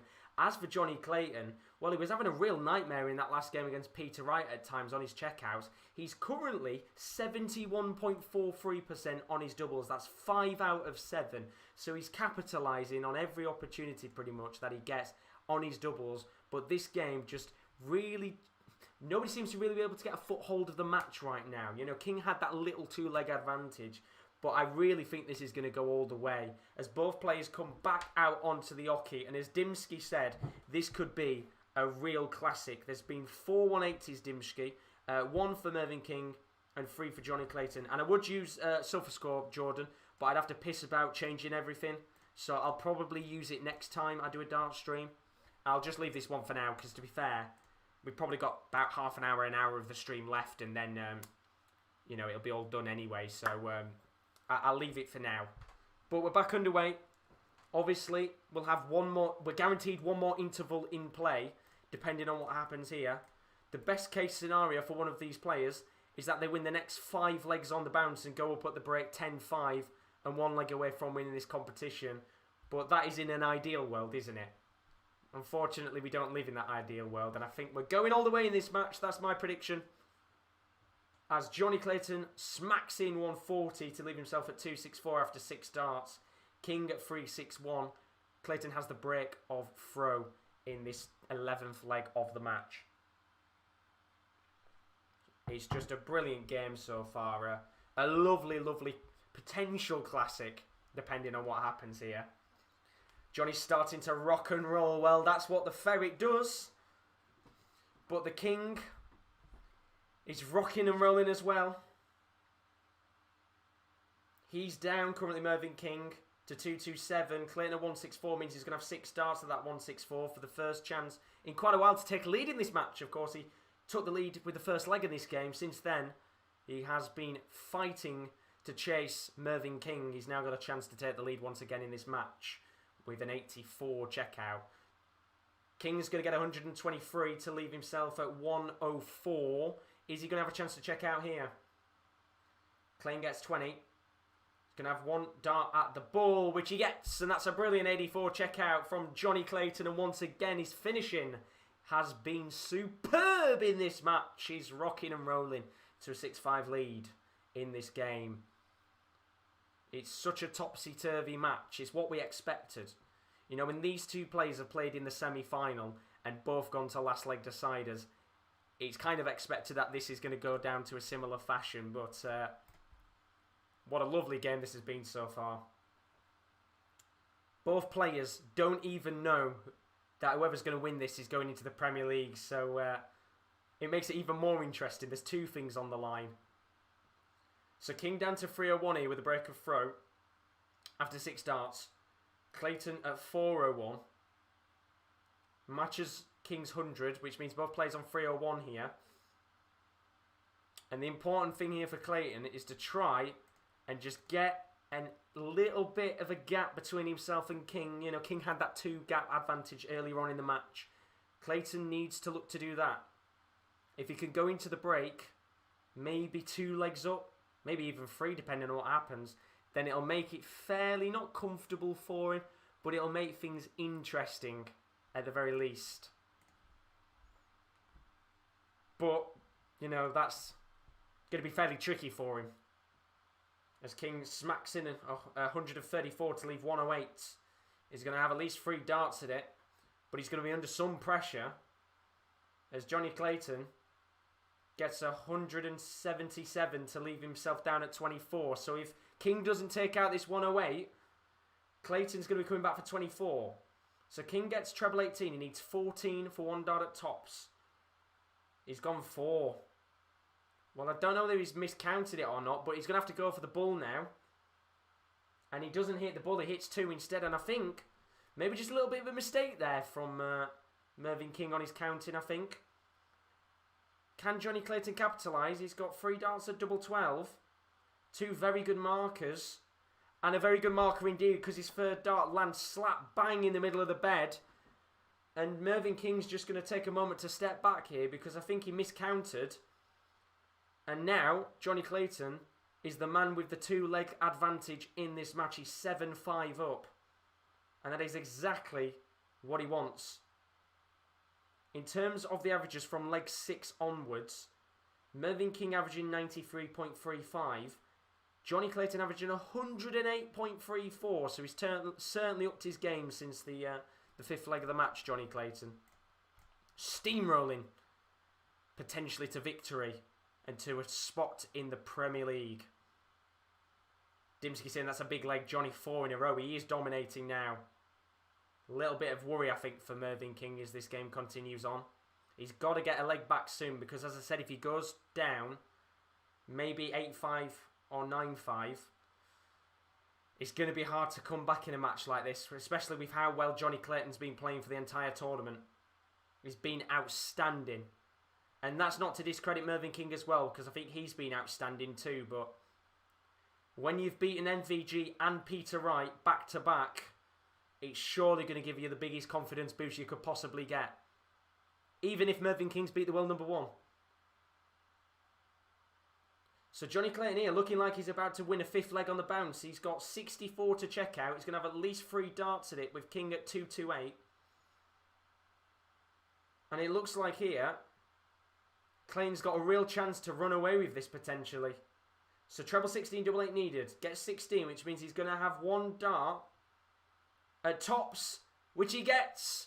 And what a brilliant finish from Johnny Clayton. He has been steamrolling in this match on his checkouts. In fact, he's currently 66.67% on his checkouts. That's 8 out of 12 on his doubles. He is flying in this game, and if he continues in this form, this game could be done fairly quickly.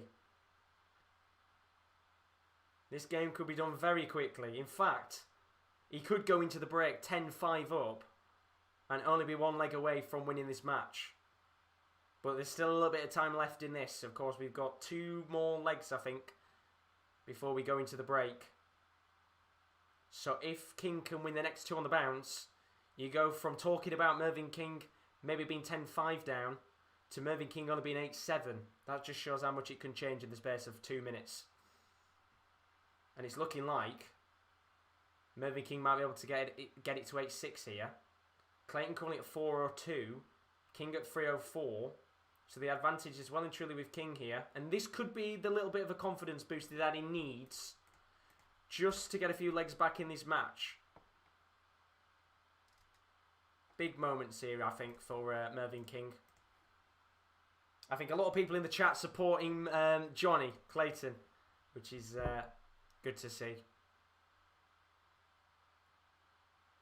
So, Mervyn King just having a little blip again here, and just as you think he's about to run away with this leg, I think he's only just got himself 41 there to leave 180. Great chance to push forward.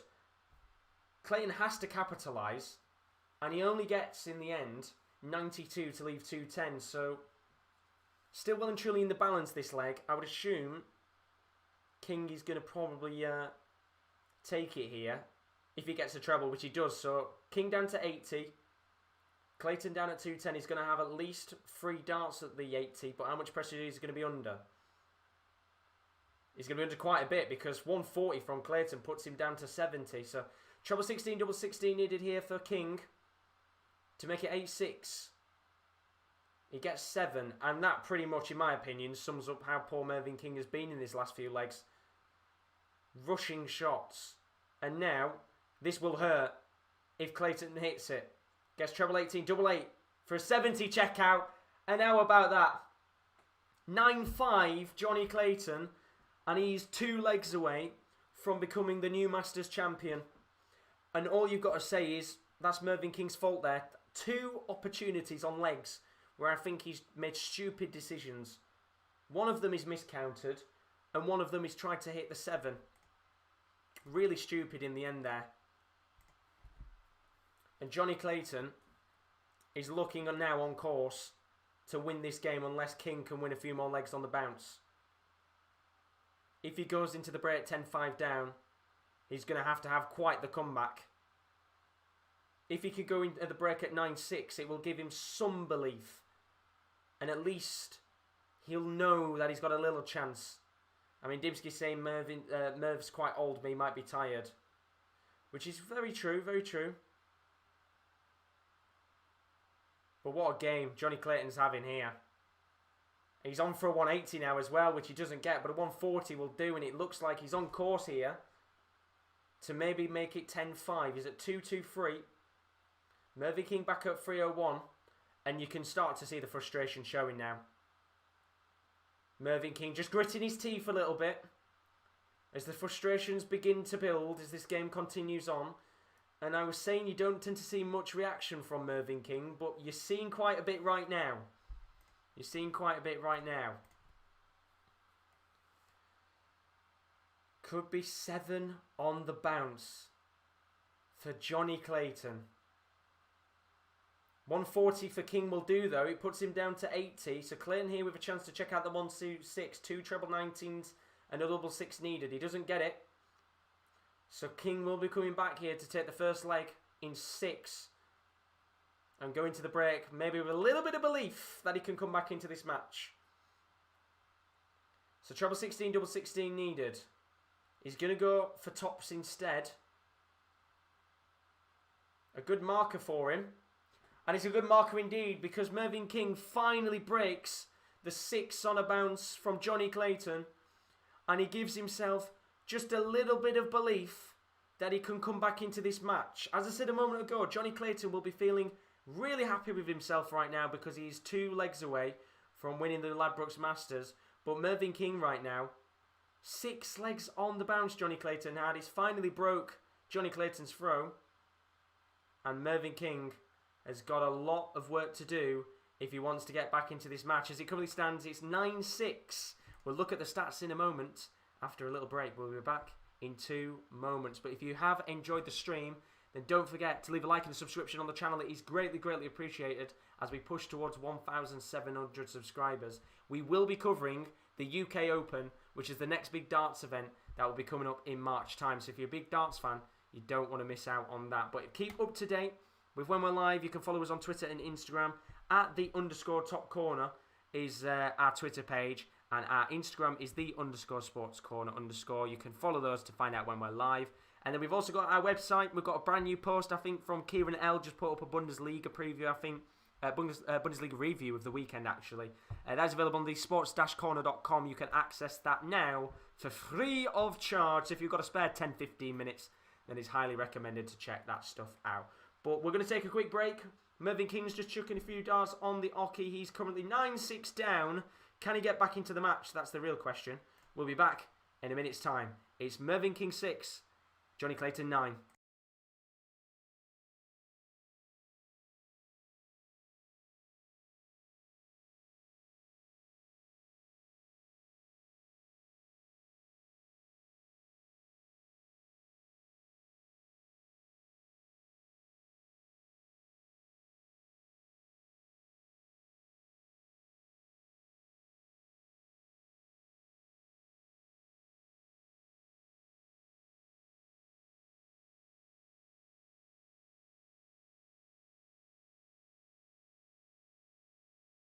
Well, that was the quickest break you've probably ever seen in your entire life. We are back. I just thought I'd quickly stretch my legs there for a second. Both players back out onto the Oki as we get ready for what could potentially be the final 2 legs of this match. Johnny Clayton currently 9-6 up on Mervyn King and absolutely flying in this game. In fact, looking at the stats of the match, Johnny Clayton averaging 101.36, and in terms of his checkouts, 69.23% on his checkouts. That's 9 out of 13 on his doubles.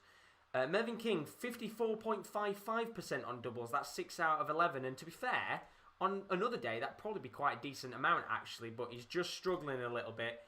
And Johnny Clayton, who won 6 on the bounce a moment ago, if he wins the next 2, he will become the brand new Ladbrokes Masters champion. But there could still be a long way to go in this game if Mervyn King fights back. As you're about to get underway with what could be the final few legs of this match. Either way, there's no more breaks. So we will be playing all the way now in this game. But a big moment here for potentially Johnny Clayton to not just win the Masters, but to also get himself into the Premier League of darts. He's not aware right now, but he will know very shortly, if he's the champion, that he might have to pack in his day job and potentially become a true professional darts player. And practice ahead of the Premier League of Darts in April. So both players just having a few more practice darts as we get underway with the 16th leg of this match. Mervyn King has got to fight back for what is pretty much the first time in this competition where he's truly been a few legs down against someone. He's 3 legs down on Johnny Clayton. He wasn't even 3 legs down at Gerwyn Price at any point. As Dimsky said, Merv needed that, but it's uphill for him. He's got such a tough task on his hands here. He's got to, win the next 3 on the bounce, in my opinion, or else this is game over. But who am I to say?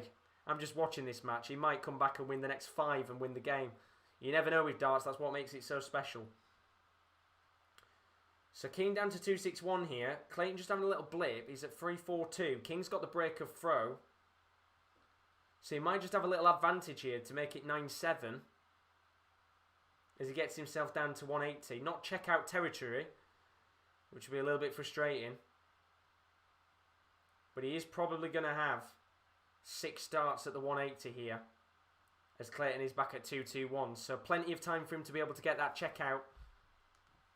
100 would do here, which he gets 100, so 80 there for Merv King. He's going to have 3 darts at it with Clayton back at 2-2-1, so plenty of time to make this 9-7 and make things just a little bit more interesting and nervy for Johnny Clayton, who must have thought a few minutes ago he was on course to win this game fairly quickly. He's gone for the tops finish on an 80, and it's worked out right there for him. That's twice he's done it now. And it's 9-7 in this game, and that might just give Mervyn King a little bit of belief here. But what a response from Johnny Clayton. Smacks in the 180. And he's on course for a 9-darter. That would be perfect to take him one leg away from the Masters champion. From becoming it at the very least. So how about a 9-darter? We get a treble 20 there from Clayton. Not another one, so we won't be seeing no 9-darter opportunity. But he is down to 2-2-1 after 6 stars. And surely, unless Mervyn King here gets a 140 or a 180, Clayton should be in the driving seat to go one leg away from becoming the champion. But a 140 will do there. In fact, it was only 100 actually from Mervyn King. I thought he got 140 there. He didn't in the end. Clayton going to get another 140. So he's down to 81 here. And he's going to have at least 6 darts at that at the 81. So you would assume that Johnny Clayton is about to go one leg away from becoming the Masters champion. And part of the Premier League of darts for the first time in his career. So treble 19, double 12 needed. Gets the treble 19. 2 darts at double 12. He only needs 1 dart at the double 12. And Johnny Clayton is 1 leg away from becoming the champion of the Ladbrokes Masters. All King can do is win the next 4 legs on the bounce. It's a tough ask. It's a very, very tough ask indeed. Especially with the way that Johnny Clayton's playing right now. And the Welshman, who could have only dreamed at the beginning of this tournament to even make the next round. He had Van Gerwen. He probably didn't even think he was going to win. And he's made it all the way to the final. And he said in his interview, when he was interviewed I think it was actually this afternoon, he said that it's a player's dream to make it into the Premier League of darts, and he's about 5 minutes away from that dream. 10-7 as it currently stands here. But a little opportunity for King to make this interesting. He gets 100 to leave 161. He's going to have 6 darts at the 161, and maybe this game isn't done yet. Clayton gets 100 to leave 240. Still not going to be enough to check out. So Mervyn King here with a little opportunity maybe to make it 10-8 and just put some doubts in the head of Johnny Clayton. A decisive treble 17 he needed with his 3rd dart there. Leaves himself on a 70 checkout. And Johnny Clayton at 240 here. He's going to get a 140 to leave 100. So treble 18, double 8 needed here for Mervyn King. He's going treble 4, then gets treble 18, so he's going to go double 2, and that is the most bizarre checkout on 70 I've seen. But somehow Mervyn King does it. Brilliant, brilliant checkout in the end there. And I don't think he necessarily meant to go that way, but somehow he does it. And that will be a good confidence booster. 10-8. And that might just give him a bit of inspiration to come back, because now he's on course for the 180. And that might just put him in the driving seat potentially for a chance at a 9-darter. But Johnny Clayton has ideas of his own. Then he gets a 180. What a perfect way to match up with the chance that Mervyn King had there at the 9-darter. He's got a treble 20. Gets a treble 5, so there'll be no 9-darter there for Mervyn King. He's at 186. Clayton here needs to get himself down to a good finish. He's at 181 currently. Gets 120. Then gets the treble 15. And that is brilliant finish there from Clayton. He leaves himself a double 8 to win the match. Mervyn King, all he can do is leave himself on a respectable finish, which he doesn't in the end. He only gets 41.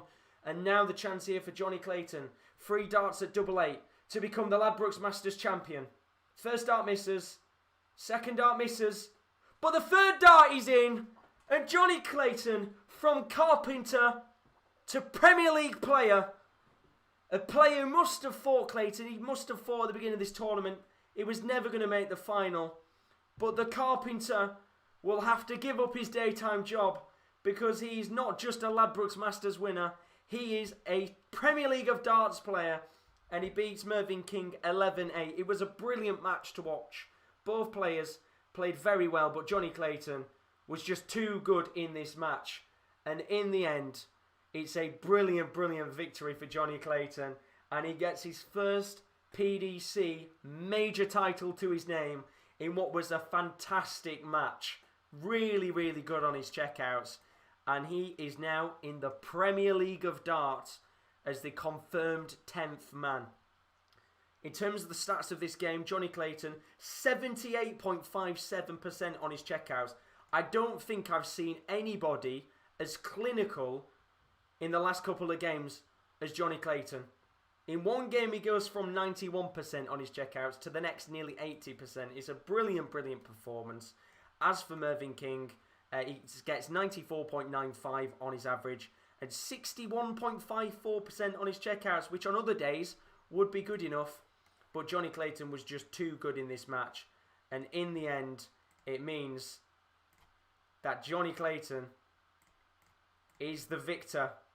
And we'll see, of course, now both of these players get themselves their trophies. But what a great game overall.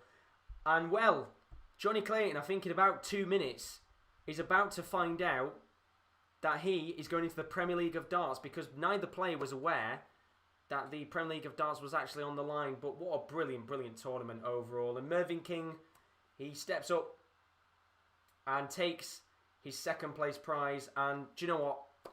He's so unlucky because he played so well in this tournament. But in the end, it's Mervyn King who comes second yet again. Was a really good chance for him to get another PDC major to his name.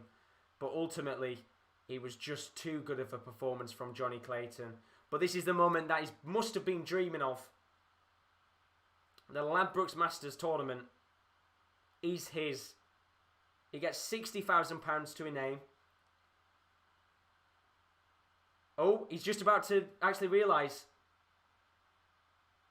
And he's just been told that he's just got the last spot in the Premier League.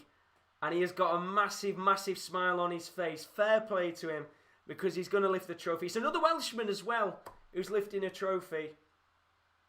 And here is our victor, Johnny Clayton, who becomes the Ladbrokes Masters winner. And do you know what? Fair play to him, because he's an absolutely lovely, lovely guy. And he's honestly, truly, truly deserved it. He played Van Gerwen. He played Wright. He played Mervyn King. And I don't think he could have played any better in a final. And a brilliant, brilliant result in the end for him. And that is it for the Ladbrokes Masters. What a fantastic weekend of action we've had. Some brilliant, brilliant games overall. You know, we started off with Adrian Lewis, who was on fire. We had that shock result, of course, Johnny Clayton beating Michael Van Gerwen. We had Mervyn King playing incredibly well throughout this tournament. But in the end, once again, Welsh come out on top. And this time it's not Gerwyn Price. It's his World Cup of Darts teammate, Johnny Clayton, that gets himself a PDC major on the board. And what a fantastic result it is for him. And that, of course, as I said, does mean Johnny Clayton will be going in to the Premier League of Darts when that takes place in April. And fantastically deserved with the way he's played. And I can't wait to see him, of course, take place in that tournament, which will be taking, I think it's going to be around about April time when the Premier League of Darts takes place. So we've got quite a while to wait until then. But our next our next Darts Watchalong is going to be the UK Open, which is taking place in March. So that is it in terms of Darts Watchalongs for the next month. But do keep your eyes out, because this week we will be putting up live an episode of the Double Top podcast where we'll be talking over the Ladbrokes Masters as well as that confirmed Premier League of Darts spot. So I will tweet out when we are live with that. So if you want to keep up to date with our social media, you should probably follow us on Twitter and Instagram. It's at @_topcorner, and our Instagram is _sportscorner_. And I'll tweet out when we are live with the Double Top podcast, where you can put questions to me and Chris on all of the latest in darts. As well as that, you can check out the sports-corner.com, because we've got a lot of content still to come over the next few days, and a lot of content still to come tonight. Do not go anywhere. In about 1 hour and 30 minutes time, the boys will be live with the Royal Rumble Watchalong. You can join both the Kierans and Rowan until the early hours of Monday morning for the Royal Rumble live reaction. You do not want to miss it. That'll be live in an hour and 30 minutes time.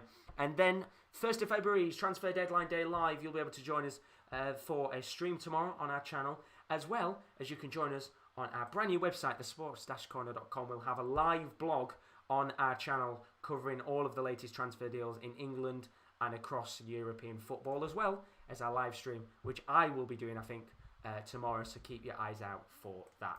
But as for now, I want to say a big thank you to all of you that have joined over the last weekend for this brilliant weekend of Ladbrokes Masters action. If you are new to the stream, don't forget to leave a like and a subscription. It is greatly appreciated.